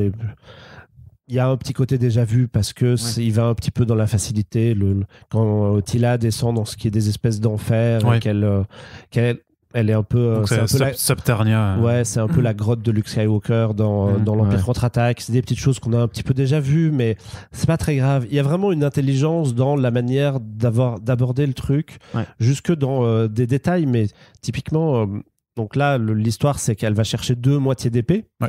Les 2 moitiés d'épée, ça a toujours été un truc dans l'univers de Musclor, notamment parce que dans le mini-comics, je crois, il y avait 2 épées identiques ou 2 moitiés d'épée. Et dans les jouets aussi. Et dans les jouets, c'est ce que j'allais dire. Moi, j'avais une épée qui était bicolore. D'un côté, elle était jaune comme Musclor, et de l'autre côté, elle était mauve comme celle de Skeletor. Et normalement, c'était quelque chose. Et le fait de récupérer ce concept pour le pousser et d'en faire un peu le cœur du récit, moi, je trouve que c'est des super idées. Ouais, Non, c'est ça. On peut effectivement critiquer l'aspect technique. Je pense qu'il n'y a pas un budget, de taré sur l'animation. Alors je me permets de te couper, mais parce que justement, moi quand j'avais vu le premier trailer, je disais, mais en fait, si ça a l'air, c'est quand même plutôt bien branlé. C'est toujours pareil en fait. On n'est jamais au niveau de ce que font les cadors de l'animation japonaise, c'est sûr. Non, mais même pas japonaise. C'est-à-dire que et encore, hein, moi je suis même capable de te dire que ce côté un peu old school de l'animation raid, ça me ramène à la série d'origine, donc je vais te trouver que je vais te voir ça comme une qualité. Mais c'est sûr que je crois que récemment j'ai rematé en français pour le regarder avec mon fils, et quelques heures après je suis tombé sur le trailer de Arcane. Je me suis dit, bon, oui, clairement, là, il y a beaucoup de pognon mis au service de l'animation. Et puis, les Maîtres de l'Univers, c'est un truc plus budget Netflix où ils sont pas allés all-in. Mais c'est un moindre mal. Hein. C'est pas, ça te gâche pas du tout l'expérience, ni la narration, ni quoi que ce soit. Donc voilà. Puis un autre point de détail aussi, c'est que le casting vocal en VO est incroyable sur Revelation. Parce qu'on a Mark Hamill, quand même, qui vient doubler Skeletor. Sarah-Michelle Gellar en Tila. Ouais, qui fait un bon taf, hein, je trouve. D'ailleurs, en Tila, il y a Lina Headey qui joue Evelyn. Qui joue Evelyn. Et Kevin Conroy, notre Batman de cœur de la série Bruce Timm et Dini, qui joue Merman. Il y a Seth Rogen, bref. Jason Mewes aussi. Smith est allé chercher un peu ses copains, mais ça a été fait. Mais dans toutes les qualités qu'on énumère de ce truc-là, tu parlais de l'avoir revu en français. On peut parler de la trad parce qu'ils ont fait un gros boulot pour reprendre les noms d'origine, parce que tous les noms, tout avait été traduit dans les années 80, et du coup parfois en début du bon sens. Oui, parfois en début du bon sens, mais du coup tout a été repris à l'identique. Ouais. Même de là à galérer un peu parce que finalement le château des ombres, tu vois, tu perds la notion de Grayskull et du personnage, en fait, du roi qui est rattaché au truc et tout. Donc... Ils n'ont pas fait cet effort dans la série, dans la version française de l'autre série. Ah, j'ai pas tenté ça. C'est Grayskull. Hein. C'est Grayskull. On va en parler. Ouais. Mais non, voilà, on a vu que 5 épisodes. Et qu'il y a un sentiment aussi, parce que c'est Joe qui parlait de Star Wars ou de l'Empire de l'Empire contre-attaque, mais il y a un vrai sentiment d'Empire contre-attaque aussi, avec même cette première partie, vu la conclusion, puisque on a grosso modo un méchant qui gagne, quoi, en fait. Parce que c'est lui le maître de l'univers là, à la fin. C'est ça, c'est que non seulement en plus tu crois à un moment à la... Bon, alors on sait que vu le poster qui a été révélé à l'heure où on enregistre ce podcast, en fait la partie 2 a été annoncée donc pour le 23 novembre 2021 et on voit donc ce gigantesque Skeletor qui a pris l'épée de pouvoir et qui donc finit vraiment en disant je suis le Master of the Universe, mais on voit Musclor en face, machin, alors que dans l'épisode en question, a priori, on te relaisse penser pour la deuxième fois quand même en 5 épisodes que Adam c'est fini, quoi. Il va vraiment disparaître. Je vais faire le nerd. D'ailleurs, tu sais très bien de quoi je vais parler, mais je pense, mais l'apparence de He-Man sur cette affiche, c'est celle de Savage He-Man. Donc il n'a pas on voit bien qu'il tient une hache et pas l'épée de pouvoir. Ouais, il peut pas l'avoir l'épée de pouvoir. Il est en slope et il a pas d'armure. Il a les cheveux bien longs et on dirait un peu un Raon. Un Raon, quoi, un Raon bodybuildé. Mais vas-y. Ça renvoie au premier mini-comics, puisque le premier mini-comic paru et qui était fourni, je crois, avec la première figurine de Musclor, c'est un homme des cavernes qui sort de sa caverne pour se rendre à la ville et qui récupère une hache que lui confie la sorcière et il se démerde avec ça. L'histoire est d'ailleurs pas très bien. Mais du coup, c'est une vraie référence. Encore pareil, Smith est allé rechercher un truc et on peut théoriser sur le fait qu'il va vraiment à l'extrême origine de son personnage pour peut-être essayer encore de... Je sais pas s'ils vont le ramener à la vie ou pas, mais tu vois, il y a cette idée de aller à la base de la base pour ramener Musclor une nouvelle fois. Ce niveau de nordisation, ça c'est du kiff. Non, mais c'est trop kiffant, c'est ultra kiffant. On voit Venom dans l'œil de Spider-Man sur l'affiche, quoi. On en est à ce niveau-là. Non, c'est trop bien. Donc vous avez des grosses attentes, j'imagine, quand même pour cette reprise. Il nous a quand même laissé sur un cliffhanger assez vénère. Moi j'ai bien envie de voir. En fait, c'est surtout que maintenant qu'on sait qu'il a pris des grosses libertés sur cette première moitié et qu'il est allé vraiment à l'encontre de ce à quoi on pouvait s'attendre au vu même de la bande-annonce. La question c'est est-ce qu'il va réussir à reproduire l'exploit sur la deuxième moitié en contournant nos attentes une fois de plus, parce que là on part avec l'idée que Musclor est mort, Skeletor est devenu tout puissant et il reste pas beaucoup de héros parce que soit ils sont vieillissants, soit ils se sont sacrifiés. Donc on J'imagine si c'est une troupe de rebelles qui doit infiltrer le château et le détruire de l'intérieur. Non, mais ce que je veux dire, c'est que là on peut partir facilement sur une théorie assez bateau Est-ce qu'il va réussir à détourner tout ça et à faire tomber Marc de sa chaise une deuxième fois? J'espère, quoi. J'espère. C'est quoi ta théorie Qu'est-ce que tu aimerais? Parce que moi, mon fantasme, je sais pas si on arrivera là, mais mon fantasme, ce serait de faire de Tila une espèce de successeur, en fait. Ce serait qu'elle récupère l'épée de pouvoir et qu'elle devienne une espèce de Chirabis ou de Musclor au féminin, je sais pas trop comment dire ça. Et que ce soit elle, en fait, qui mette une dérouillée à Skeletor. Ce que l'affiche en question n'a pas l'air de mettre en avant. Non, d'autant plus que l'autre détail que l'affiche nous laisse supposer, c'est que Tila va finir par apprendre ses origines et sa destinée, et que j'ai l'impression que elle va plus prendre la relève de la sorcière. Parce que on va spoiler, mais tu nous regardes, Arnaud, avec des gros yeux. Et puis je vous regarde, puis je regarde de nouveau. De quoi parlez-vous, messieurs? Dans la mythologie, Tila est en réalité la fille de la sorcière. La sorcière, c'est la protectrice du Château des Ombres. Elle vit dans le Château des Ombres. Elle a ce costume d'oiseau. Voilà. Et dans les derniers comics, d'ailleurs, dans Eternian Wars, elle prend la place de sa maman et elle devient la sorcière officielle du château. Donc, est-ce qu'ils vont s'engouffrer là-dedans et lui donner des pouvoirs de sorcière? Est-ce qu'ils vont lui donner les pouvoirs de Musclor? L'affiche laisse un peu supposer la sorcière. Mais bon, il nous a tellement laissé supposer plein de trucs sur la bande-annonce de la première partie qui se sont finalement avérés fausses. C'est ça, maintenant je me méfie de tout. Ouais, on verra. Et le dernier point que j'ai sur la série, ce qui m'embête, moi, c'est qu'elle fait que 10 épisodes parce que on prend une direction que j'aurais bien aimé voir prolonger. Ça m'aurait vachement plu. Alors, je sais pas, mais du coup, s'ils font de Tila une espèce de Musclor au féminin, bah moi j'aurais bien pris les aventures des nouveaux maîtres de l'univers. Ouais, mais c'est pas, franchement, c'est pas. Je veux dire, c'est pas possible que ça arrive. Ouais, complètement, parce que ça s'appelle Master of the Universe Revelation. Après, tu peux faire Master of the Universe New Dawn, je sais pas quoi, tu vois. Vendu que comme un truc limité. Donc All New Masters of the Universe. Mais moi j'aimerais bien que ça continue, je trouverais ça cool. Bah après, si ça fonctionne, je pense qu'il y a moyen que ça puisse fonctionner avec un autre cycle après et qu'il y ait ce genre de choses qui puissent être amenées. Après, il y a aussi ce qui me fait penser qu'il y a quand même quelques plans sur le ne serait-ce que le moyen terme, c'est que il y a aussi une mini-série de comics. Master of the Universe Revelation en 6 issues, je crois. Non, 4. 4 issues. Ah, donc la prochaine, c'est la dernière déjà. Et elle est sortie aujourd'hui. Aujourd'hui, quand on enregistre. Il l'avait pas reçu quand je suis passé chez mon dealer de comics tout à l'heure avant de venir dans l'émission. Chier. Voilà, ça m'emmerde, je vous le dis.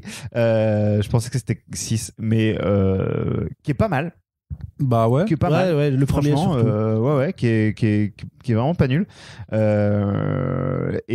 je me demande si là aussi il n'y a pas en fait une petite trempette des doigts de pied pour voir si l'eau est bonne et éventuellement publier d'autres spin-offs, d'autres séries à l'avenir. D'autant que chez Dark Horse ils sont quand même connus pour s'engouffrer pas mal dans ce genre de publication franchisée mais de qualité. Je pense à Alien, je pense je pense que Alien là, mais bon. Bah ils avaient Predator aussi, mais justement le fait est que en plus on leur a volé. Enfin ils ont perdu toutes leurs licences, grosses licences pop culture ces dernières années. Donc si Master of the Universe peut fonctionner, j'imagine que il y a un intérêt. Il y a un intérêt.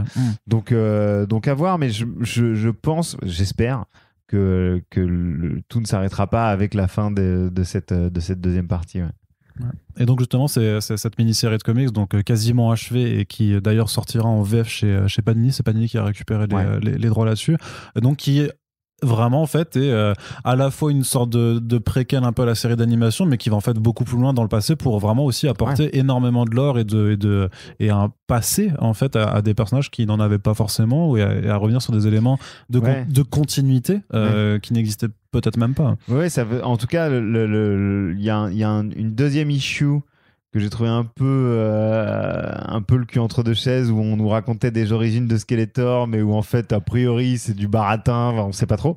Mais en revanche l'issue 3 qui se concentre sur le personnage d'Evelyn, je l'ai trouvé vraiment bien, enfin, c'est-à-dire assez attendu sur ce que ça te raconte, mais pas assez satisfaisante en tout cas pour ma part. Evelyn, c'est vraiment un personnage que j'adore et que j'ai toujours trouvé pas toujours, parce que quand j'étais petit, je m'en foutais, mais maintenant que je suis adulte et que je peux mener une réflexion sur le genre, ça m'emmerde un peu ce côté éternel fangirl de Skeletor, Devil Lynn.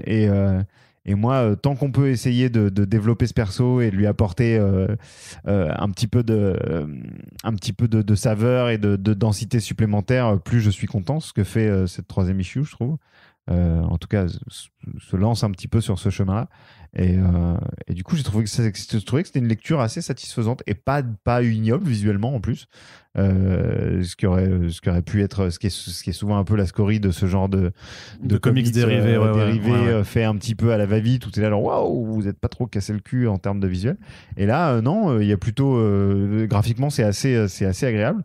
C'est simple, c'est classique, mais c'est quand même très efficace. Du coup, j'espère qu'on aura un petit peu plus de tout ça, quoi. Ouais, carrément. Tu parlais du 2e, on peut dire rapidement que c'est sur les origines de Skeletor. Il y a 2 origines à Skeletor dans l'univers de Musclor. Ouais. Il y a le fait qu'ils viennent d'une autre dimension ou d'une autre planète, et c'est ce que la BD amène là, où on voit des cases très bizarres, où on se retrouve dans un monde où tout le monde a des têtes de squelettes, en fait. C'est son monde d'origine. Et j'ai vu ça et j'ai fait tiens, c'est étonnant de partir dans cette direct-là, mais effectivement on sait pas trop, quand c'est lui qui raconte l'histoire et on sait pas trop s'il baratine ou pas. Et dans l'autre partie de la mythologie, notamment dans la série 2002, et c'est repris dans la série CG, c'est le frère du roi. C'est l'oncle de Musclor. C'est l'oncle de Musclor, il s'appelle Keldor au départ, et dans la série de 2002 il a été défiguré, il devient un squelette et du coup il prend le nom de Skeletor. Voilà. D'accord, donc à voir lesquels seront conservés. Ça, c'est ce qui se passe effectivement dans l'autre série actuelle où ils ont repris cette trame scénaristique-là. Ouais, bah du coup, on peut passer à l'autre série d'animation. Yes. Donc, que de contenu des maîtres de l'univers en ce moment. Ouais, ça, clairement. Faut savoir que techniquement, officiellement, d'ailleurs, le film live action de Sony Pictures avec Noah Centineo dans le rôle. Alors, je crois que Noah est plus lui, il a rattaché au projet. Le projet est toujours mais le projet est officiellement, il a juste été repoussé. Il a plus de réalisateurs, il y a eu 45 000 scénaristes, il a plus d'acteurs, mais bon. Il est en développement, quoi. C'est ça. Il est clairement dans un enfer de développement. Mais donc, on a cette autre série qui. À l'inverse, justement, parce que avant de passer, je vais revenir sur un truc. Sur l'argumentaire de vous nous avez vendu une série sur Musclor, mais en fait, cette île-là, l'héroïne principale, en plus, elle a une coupe un peu à la garçonne, donc blablabla, SJW, gauchiste, mes couilles, tout ça. La série s'appelle Master of the Universe Revelation. En fait, ça n'a jamais été une série He-Man and the Master of the Universe, donc il y a quand même une défense là-dessus. Par contre, sur l'autre série, on est vraiment sur He-Man and the Master of the Universe, donc techniquement, mais comme ça on te dit le sujet d'un autre côté, c'est là aussi. Alors moi, je vais commencer tout de suite en disant que je trouve ça super. Okay. Moi, je rejoins Joe carrément, j'ai vachement kiffé. Ah mais grave. Donc vous êtes dans un podcast de l'amour. De l'amour. Complètement. Non, mais parce que très différent. Ouais. Donc c'est en CG, c'est pas en animation 2D. C'est tourné vers un public beaucoup plus jeune. Et tu me disais, que c'est aussi une forme de reboot en fait total de la licence. On présente cet univers adapté aux gamins qui regardent Gormiti, pardon, j'ai un fils. Les séries animées pour tu entres dans un territoire que je ne connais pas enfants là. sur Netflix et tout en CG avec des groupes d'enfants, des groupes de jeunes personnages qui affrontent des menaces d'adultes et qui créent une team, quoi, tu vois. Donc en fait c'est vraiment une série de team. Même Trollhunters pour parler d'un truc aussi, c'est un petit peu dans l'esprit. Ouais, c'est un peu dans l'esprit et c'est hyper bien en fait. C'est hyper bien. Et alors là il y a limite encore plus matière à gueuler quand t'es fan de la série d'origine, parce que ça prend cette distance, mais alors très très fort, pas dans l'audace de changer des personnages de sexe, quoique Ram-Man qui dans la ligne de jouet est clairement le personnage le plus c'est une sorte de gros bibin d'homme dont le gimmick du jouet, c'était que ses jambes étaient montées sur ressort, donc c'était un gros bonhomme qui tapait dans des murs avec sa tête. Bah là, dans cette série-là, ça devient une jeune fille. Mais c'est surtout que c'est en termes d'ambiance, en termes de visuel, vraiment de direction artistique, on est dans un truc qui n'a plus rien à voir du tout. Enfin, en tout cas, certains codes sont respectés pour qu'on s'y retrouve, mais c'est vraiment une refonte complète de l'univers visuel et de l'histoire. Et moi, je trouve que ça marche hyper bien. Ouais, ça marche hyper bien. Est-ce que l'histoire dans les grandes lignes pouvait un peu la retracer? L'histoire dans les grandes lignes, c'est toujours un peu la même chose, évidemment. Sauf que là, on est sur de l'origin story pure. Donc, tous les personnages ne se connaissent pas. Ils vont se retrouver pour différentes raisons. Et puis Adam en fait, voilà, Adam a plus ou moins perdu la mémoire et ne sait pas trop comment est-ce qu'il a atterri au fin fond de la Cambrousse, et il va découvrir que effectivement il est le fils du roi, et récupérer l'épée et se transformer en Musclor. La différence ici, c'est que à un moment donné, ils vont dans le château, il s'est déjà transformé, mais le pouvoir en question, le fameux pouvoir du crâne ancestral, il va décider de le partager avec ses copains. Et donc, les autres protagonistes se transforment. Et moi, je trouve l'idée très bien, de base. Et ça rejoint ce qu'on disait au début de ce podcast. On se disait, mais c'est bizarre parce que le Musclor, il transforme son tigre. Pourquoi est-ce qu'il ne transformerait pas des gens ? Et c'est un peu l'idée, en fait. Et il y a aussi et en plus il y a la notion de, c'est marrant parce que je m'en rends compte seulement maintenant, mais il y a la notion de consentement d'être transformé ou pas. C'est-à-dire qu'il y a un épisode où clairement t'as un des personnages de ce groupe qui se dit, mais en fait moi j'ai pas envie que tu me files ces pouvoirs là, j'ai envie de combattre tel que je suis. Et donc, elle dit à Musclor, non, mais moi, tu me laisses de côté, tu files tes pouvoirs aux autres, mais moi, tu me laisses. Et c'est au fil de l'épisode et de la menace énorme qui se profile et tout, qu'elle va décider après, enfin, il ou elle, j'essaie de pas trop spoiler, mais bon, elle, maintenant, c'est trop tard.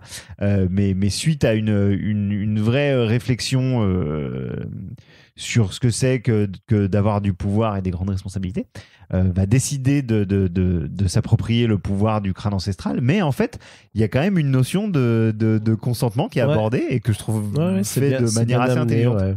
Et du coup, voilà, chaque personnage, maintenant, se transforme. Duncan, qui est un espèce de bricoleur, devient le maître d'armes en se transformant. Tila, et ça rejoint le spoiler de tout à l'heure, devient la sorcière en se transformant. Et Ramman, qui est une jeune fille maintenant, devient ce personnage un peu casse-cou. Et même le tigre, qui a davantage plus une vraie personnalité et qui a mis un peu sur le pied d'égalité des autres personnages. Qui n'est pas le tigre couard, qui déjà de base est un peu le chef de son village de tigres verts. Ils ont tweaké 2-3 trucs. Orko, maintenant, c'est un robot qui se prend pour un sorcier. C'est pas juste un lutin avec des pouvoirs.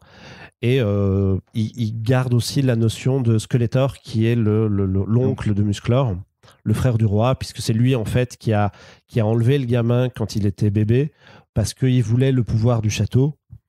Et ils se sont partagés le pouvoir l'un et l'autre en fait. Adam décide de prendre l'épée et de prendre le pouvoir du bien, entre guillemets, et Skeletor récupère une espèce de sceptre et prend le pouvoir du mal, et il devient une espèce de sorcier. Et ils vont prolonger le délire au fur et à mesure de la série, puisque de son côté, Skeletor va monter une équipe de méchants, avec différents personnages qu'il va croiser, qui vont, à la fin de la saison, finir par se transformer eux-mêmes. Et donc, tout le monde se transforme dans ce truc-là, c'est génial. Franchement, c'est hyper. Et puis en plus, c'est drôle. Enfin, c'est Power Rangers quand même, du coup. Ouais, il y a un côté un peu. Je pense qu'il y a une influence, bien sûr. Ouais, il y a un côté un peu Power Rangers. Et puis, il y a contrairement à la série de Kevin Smith, qui est quand même, mine de rien, assez serious business, là, c'est très drôle. Enfin, c'est très enlevé, c'est très léger. Il y a des jeux de mots dans tous les sens, certains plus heureux que d'autres, comme on joue avec les jeux de mots, parfois on se plante, mais c'est vraiment drôle, c'est vraiment léger. Je trouve les personnages assez attachants, et je pense, j'ai pas à part ceux de mon fils, donc ce serait un petit peu de parti pris que de citer son avis, mais oui, mais il est quand même il a été co-animateur de Pop Life. C'est vrai, pendant un an, c'est vrai. Maintenant, il a une vraie expertise. C'est une star d'internet. Il a une expertise. Non, mais lui, il a kiffé. On a regardé les deux, on a regardé Révélation et ça. Clairement, il a beaucoup plus pris son pied devant celle-là, ce qui me laisse à penser que la série orientée jeune public atteint son objectif. Et moi-même, qui suis potentiellement client de ce genre de programme, même si je suis pas forcément la cible, ça a bien marché. Et je pense que il y a alors évidemment, le fait que ça s'appelle He-Man and the Masters of the Universe fait que je suis plus attentif que si c'était un univers que je connais pas du tout. Mais je me laisse quand même la possibilité de penser que si j'étais tombé là-dessus parce que j'avais juste vu mon fils devant, j'aurais dit ouais, c'est cool ce qu'il regarde là, j'aime bien, je trouve ça pas mal. Je sais pas si j'aurais suivi, mais j'aurais trouvé ça chouette. Et ouais, en termes de rythme, en termes de même les certains partis pris visuels, je sais que les gens disent la DA est quand même assez particulière. C'est très particulier, mais j'aime bien moi. Il y a un côté un peu Disney époque Hercule avec vraiment des personnages avec des toutes petites jambes et des immenses épaules.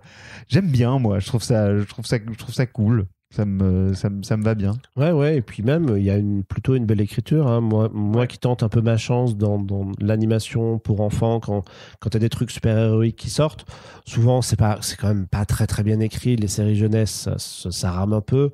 Et non, là, je trouve que les scénarios fonctionnent assez bien. Ouais. C'est feuilletonnant, par contre, donc il faut vraiment les regarder dans l'ordre.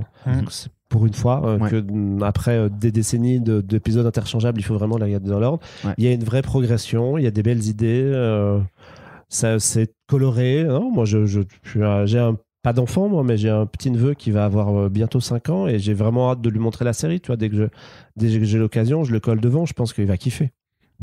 Et par rapport à l'animation, parce que quand même il y a pas mal de séries d'animation de Netflix des dernières années qui ont un peu été décriées par la qualité de leur animation. Moi j'avais très peur de ça par rapport au CG, parce que après, de ce que je suis, parce que je les regarde pas forcément, les derniers trucs en animation que j'avais vu de Netflix, c'était les adaptations des Chevaliers du Zodiac et de alors tu figures toi que moi j'ai même pas regardé ça, et de Ghost in the Shell, pardon, voilà, c'est ça. Ah oui, non, donc, donc quand j'avais vu que c'était une série en CG de nouveau de Netflix, je me suis dit merde, ça va être le même niveau, ça risque d'être compliqué. Non, c'est plutôt pas mal. Alors il y a sur les textures de paysages vastes.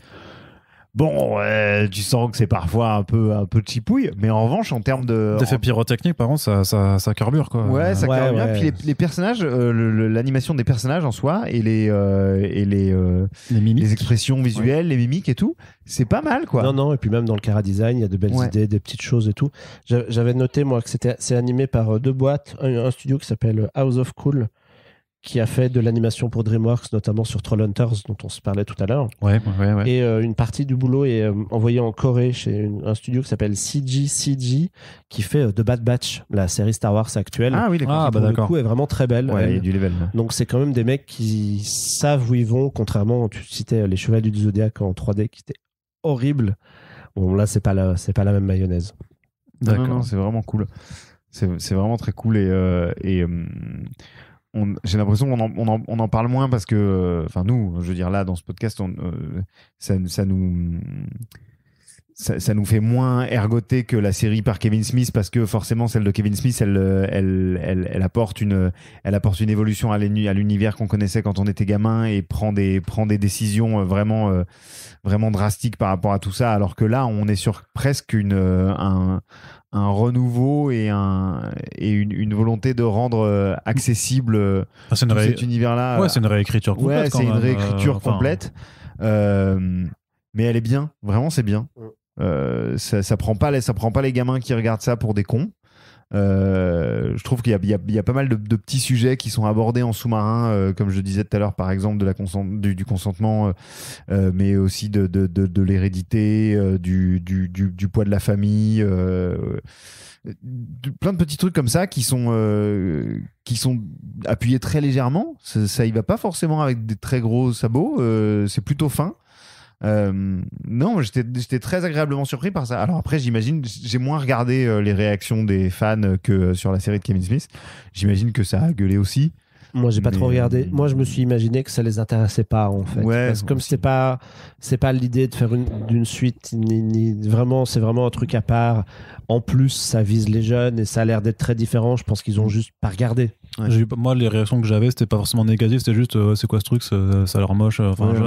Voilà, c'était pas en mode ils ont détruit mon enfance. Voilà, ouais. Non, mais je pense que oui, c'est tout de suite c'est moins Après, si tu commences vraiment à râler en tant que mec de 40 ans sur des produits clairement destinés à des gosses de 6 à 10 ans, c'est clair.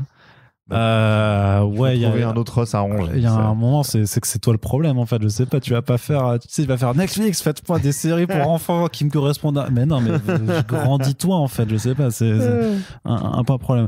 Mais est-ce que ça appelle une saison 2 ça par contre, ou c'est aussi un produit, non, qui semble fini, non seulement ça appelle une saison 2, mais alors elle n'a pas été officialisée. Pas encore, non.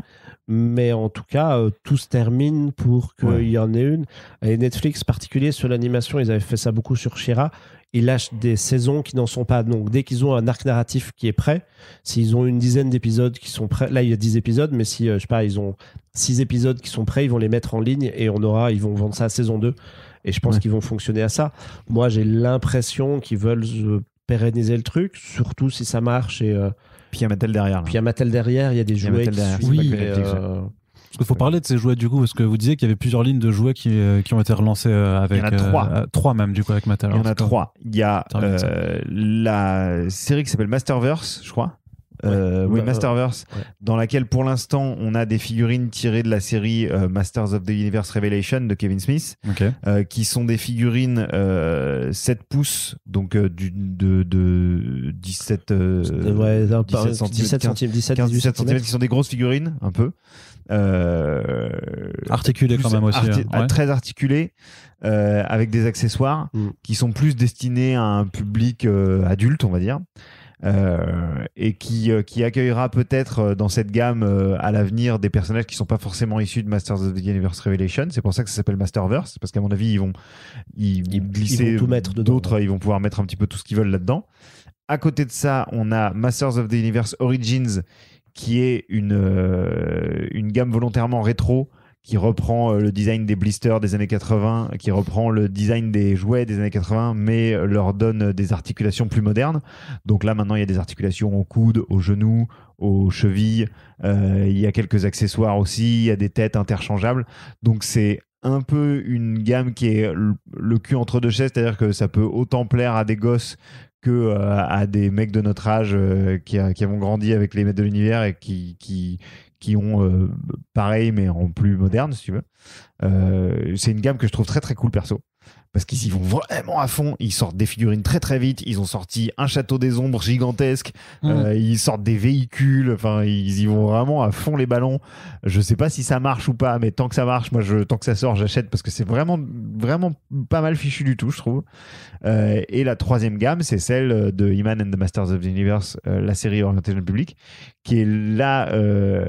On est sur des jouets vraiment orientés enfants. Ouais, plus simple, moins articulé. Ouais, et avec des gimmicks, avec des petits véhicules qui sont, enfin tu vois, ton personnage que tu vas mettre sur une moto avec une tête de squelette pour Skeletor, une moto avec une tête de dragon pour Musclor. C'est vraiment très très basique, et 5 articulations, une au niveau du cou, 2 aux épaules et 2 aux cuisses, mais qui sont assez cool, qui sont hyper colorés, qui sont vraiment à l'image de la série animée, donc avec des personnages aux dimensions un peu grotesques, mais très stylisés, et avec un code couleur hyper marqué, hyper flashy.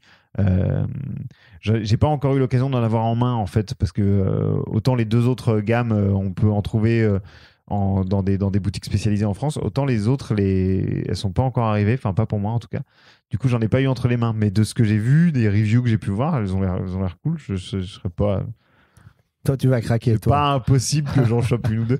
Mais j'aime bien, moi, le nouveau design de Skeletor dans cette... Bon, alors moi, je suis un sucker pour tout ce qui est Skeletor. Donc, il y a un gros Yankee qui apparaît sur ton front, là. Voilà, c'est ça. Mais en fait, là, je trouve qu'ils lui ont donné vraiment je sais pas, son design est hyper fun et change énormément de tous les designs de Skeletor qu'on a pu avoir jusqu'à présent. Il se rapprocherait même plus du Hordak de la série She-Ra de 2018. Et ouais, je pense que je vais le choper. Ouais. Je pense que je vais le choper. Mais donc il y a beaucoup de jouets là. Ouais. Il y a beaucoup de jouets, et tu sens que pour Mattel, en fait, la gamme Maître de l'Univers, dans les années 2000, elle était toujours chez Mattel, mais c'était une gamme qui s'appelait Masters of the Universe Classics, qui était clairement destinée à un public adulte, même à un public assez aisé parce que c'était pas donné et c'était sorti via la branche Matty Collector qui est clairement la branche collectionneur adulte de chez Mattel. C'était pas distribué chez Toys R Us ni rien, c'était vraiment Après, c'était pas les prix des Hot Toys et des trucs comme ça non plus. Non, pas non plus, mais c'était des figurines un peu plus difficiles à trouver, un peu plus chères, et une fois qu'elles étaient vendues, ils en refaisaient pas, ils en rééditaient pas en quoi. série limitée, donc sur eBay après à des prix voilà, donc assez c'était dingues. vraiment orienté à un public très particulier. Ensuite, ils ont lâché la franchise Maître de l'Univers et ils l'ont refilé à un autre fabricant indé américain qui s'appelle Super Seven, qui a continué un petit peu cette gamme-là et qui a sorti aussi une autre gamme rétro, les Reaction Figures, qui sont en gros une réinterprétation des figurines des Maîtres de l'Univers, mais comme si elles avaient été faites à l'époque des Star Wars Scanners de l'époque, donc beaucoup plus longilignes, avec des articulations très très raides et beaucoup plus petites. Ça a duré quelques années et Mattel a récupéré les droits sur Masters of the Universe. Et là, tu sens qu'ils sont sur une sorte de grosse offensive où j'ai l'impression, si ça marche pas, je pense qu'ils vont pas le faire très longtemps, mais pour le moment, en tout cas, il y a cette volonté de réimposer et de tout recommencer, tout recommencer, d'essayer de rendre ça accessible à tout le panel de public qui peut être visé aujourd'hui, c'est-à-dire les collectionneurs adultes et les gamins, avec donc différentes gammes qui leur sont respectivement adressées, et cool, tu vois, tant mieux, c'est bien. Franchement, c'est bien. Ça, et puis pour nous adultes qui sommes vraiment abreuvés de DC et Marvel depuis maintenant plus de 10 ans, je trouve ça cool que là on parte sur un délire complètement différent. Les Maîtres de l'Univers, c'est quand même complètement autre chose, quoi, tu vois, et ça fait du bien dans les boutiques spécialisées, dans certains rayons, d'avoir autre chose que du super-héros et d'avoir des Maîtres de l'Univers.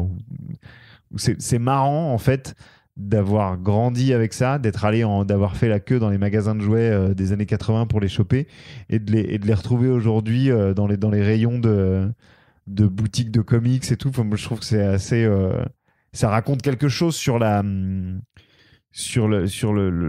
fait que de l'intemporalité de certaines franchises. Moi, je suis plus cynique, je dirais que c'est le côté cyclique des licences, mais le côté cyclique des licences, tu veux dire? Ouais. Oui, mais alors ou des modes, parce que comme dit, on est en train de finir, je crois, la vague, la rétro nostalgie des années 80, et on se dirige à bien des égards déjà. Enfin, on est déjà d'ailleurs dedans à certains aspects sur la rétro nostalgie des années 90. Ouais, carrément. Et je me dis que c'est voilà, et l'année prochaine, enfin dans 10 ans, on sera dans les années 2000. Puis ça va être terrible quand en 2050 on sera en mode les années 2010, tu vois. Mais cool. Probablement, ça je suis assez d'accord avec toi, mais néanmoins les Maîtres de l'Univers, sur le papier, ça n'a pas forcément la capacité à se renouveler que peuvent avoir les récits super-héroïques, par exemple, où c'est de toute façon toujours réadapté, t'as toujours des nouvelles versions, t'as toujours des reboots, t'as toujours, que ce soit surtout sur le comic book papier ou les relaunchs, t'en as un tous les 2 ans avec un nouveau numéro 1 pour rendre tout ça accessible à un nouveau public. Les Maîtres de l'Univers, c'est quand même un autre délire, aujourd'hui c'est quand même plus niche. Je trouve que le fait que cette saga perdure, elle doit pas ça à 80 années d'histoire de comic book, tu vois, c'est vraiment, ça date du début des années 80. Ça a pas une histoire aussi forte et aussi étendue, et pourtant je pense qu'il y avait quand même un univers visuel tellement marqué et qui doit beaucoup plus au style des jouets qu'à l'histoire que ça racontait. Je trouve ça assez cool en fait que aujourd'hui encore ça conserve un certain pouvoir de fascination, non seulement auprès de nous vieux nostalgiques, mais que ça tape aussi dans l'œil des gamins, quoi. Ok. Voilà. Quel avenir pour cette licence du coup alors, en conclusion, ouverture pour vous, vous les nerds, les vrais nerds, les geekos. Je pense que là tout ce que Netflix lance, c'est un relaunch pour justement perdurer. J'imagine que la série CG, si elle fonctionne, elle va faire quelques saisons, parce que en plus on est vraiment dans l'origin story, donc s'ils veulent rejoindre un peu les éléments du lore et retourner vers... Il y a plein de choses à raconter, ils peuvent ramener plein de personnages, il y a vraiment plein de portes ouvertes. Bon, Revelation, ça risque d'être beaucoup plus limité, même si je croise les doigts pour qu'ils dépassent les 10 épisodes et qu'ils fassent des choses en plus. Mais oui, et puis là, comme disait Joe, la relance des figurines façon Marvel Legends, à mon avis, on va en bouffer un petit moment. Hein. Moi, il me manque j'aimerais bien un jeu vidéo un peu cool. Voilà. C'est vrai. C'est l'élément qui manque. J'aimerais bien. Ils en avaient sorti un sur mobile, une sorte de. Oui, avec un design un petit peu particulier, avec des petits personnages. Un peu cartoon et tout, que j'avais trouvé assez marrant, assez efficace pour un jeu mobile et tout. Mais j'aimerais bien un petit. Un beat'em all, là, non ? Ouais, un petit beat'em all un peu à la Scott Pilgrim, tu vois, un truc un petit peu ambitieux, un petit peu rétro. Là, je veux dire, ce serait vraiment le bon moment pile poil pour sortir un truc pareil. Donc, j'espère qu'il y aura ça. J'aimerais bien. Voilà. Et du coup, le film, enfin, vous n'avez pas envie forcément de revoir le projet de film en live action ressortir des placards C'est dur hein, quand même. Enfin, moi, je trouve que parce que la dernière expérience en live action, voilà, c'est un souvenir impérissable. Mais c'est quand même très casse-gueule c'est hyper casse-gueule. Truc, non, mais il y a des tas de franchises qui fonctionnent mieux en animation et je pense qu'il faut pas insister à vouloir absolument faire du live sur ça. Moi, j'en vois pas du tout l'intérêt. Même quand ça pourrait le faire. C'est-à-dire là, tu vois l'exemple récent de Snake Eyes, quoi. C'est-à-dire les gens, ils n'ont pas envie, quoi. Ils n'ont pas envie de voir G.I. Joe au cinéma, c'est tout. Et les maîtres de l'univers, je suis pas persuadé. Sachant qu'en France, ils n'ont même pas pu le voir au cinéma. Non, d'ailleurs. Mais en fait, à la limite, on m'annoncerait un ambitieux long métrage d'animation. Pourquoi pas, pourquoi pas un peu à la manière d'un Dragon Ball, si tu veux, où on dit on va faire un épisode spécial très long qui sera destiné à une sortie en salle avec un petit peu plus de budget sur l'animation et tout. On te fait un épisode plus de haute qualité. Ok, une adaptation vraiment film. Je sais pas quoi. Ouais, moi non plus. Puis ça ne peut marcher qu'en y foutant un max de pognon. Si ça coûte pas le prix ça coûte pas le prix d'un Star Wars ou si ça a pas le prod design d'un Seigneur des Anneaux, ça peut pas fonctionner. Ouais, ça sera forcément. Ça sera vu l'univers ultra fantasque, effectivement, c'est le nombre de trucs qu'il faut rendre crédibles et un peu stylés sur grand écran. C'est parce que autant quand tu penses à un Marvel movie, ils ont un méchant. Non, ils ont un gentil et tout au plus 2-3 méchants à rendre OK à l'écran. Dans un univers, ça se passe sur Terre la plupart du temps. Ouais. Là, ils ont un truc qui se passe sur une autre planète avec une galerie de personnages pléthoriques, tous hyper disparates en plus. Ça fonctionne en dessin animé ou en comics, mais au ciné, tu sais bien qu'il te faut une charte quand même artistique un peu tenue si tu veux pas que ça ait l'air d'une sorte de gros nanar friqué. Ouais. Donc, pour moi, c'est un projet hyper casse-gueule. Et pourtant, Dieu sait que j'aimerais avoir un Skeletor en live action un peu stylé. Mais ce serait juste un plaisir égoïste. Mais je suis pas persuadé à moins d'un coup de génie, je vois pas comment ça pourrait donner quelque chose de satisfaisant, quoi. Ok, très bien. Écoutez, on espère en tout cas que la séance continuera de vous faire kiffer avec. On se donnera. Le rendez-vous est donné à partir du 23 novembre pour la suite et peut-être pas conclusion de Master of the Universe Revelation. Donc les deux séries d'animation qu'on a abordées sont disponibles sur Netflix. Il y a les comics, 4 numéros parus chez Dark Horse et la version française doit arriver en fin d'année chez Panini Comics. Et She-Ra, toujours disponible sur Netflix. Et She-Ra aussi, de Noel Stevenson, également 5 saisons. 5 saisons à découvrir sur Netflix. Donc, Marc, on peut te retrouver sur CloneWeb et tous les mois dans le podcast Happy Hour. Absolument. Et toi, c'est tous les matins sur WeFM. Yes, 6h, 10h. pour du gros rock et de la pop culture. Ouais. Et également, d'ici 6 mois sur Comics Outcast. Alors, c'est ça ? Ouais, en fonction de tes apparitions. Alors, il est question que j'aille hoster un prochain épisode, là, bientôt. Yes, et question, les bouilladors, vous le faites cette année ou pas ? Mais je n'en sais rien. Tu sais rien. Du tout, d'accord. Je ne suis plus dans le secret des dieux de Comics Outcast. Non, si, normalement, il en est question. Cool. J'espère qu'on pourra se rattraper le retard des dernières années où on n'a pas pu le faire en physique. Ça manque. Et là, évidemment, quand il s'agit d'aller boire des coups avec des gens, je serai là, bien entendu. Voilà, c'est ça. Là, ça, faudra pas me prier. Mais c'est en tout cas, oui, on va clairement essayer de faire ça. Ouais. Ok, nickel. Donc, allez les suivre. On espère que cette émission vous a plu. N'oubliez pas que vous pouvez répondre, commenter le sujet sur notre site et sur les réseaux sociaux. Et bien entendu, plus vous partagez le podcast, plus vous allez pouvoir créer de l'émulsion autour des maîtres de l'univers et voilà, kiffer avec des gens qui ont kiffé de ouf et qui ont grandi avec ça. Et même à titre personnel, j'ai pas grandi avec ça et j'ai grave kiffé aussi en tout cas au moins la série de Kevin Smith et tout ça. Ouais, vraiment. T'as pas demandé. Oui, car tu es un peu le host. Oui, je suis l'autre. Non, mais moi mais t'as regardé, t'as kiffé. Oui, moi j'ai regardé Revelation, j'ai fait OK, du coup j'avais pas du tout la fête que vous avez, mais j'ai grave kiffé le pourquoi ça peut marcher en fait, parce que j'étais OK, la proposition me branche. Donc non, franchement, je recommande vraiment et j'étais le premier surpris de kiffer une licence que moi je trouvais ringarde, clairement. Moi j'étais le mec qui trouvait ça ringard.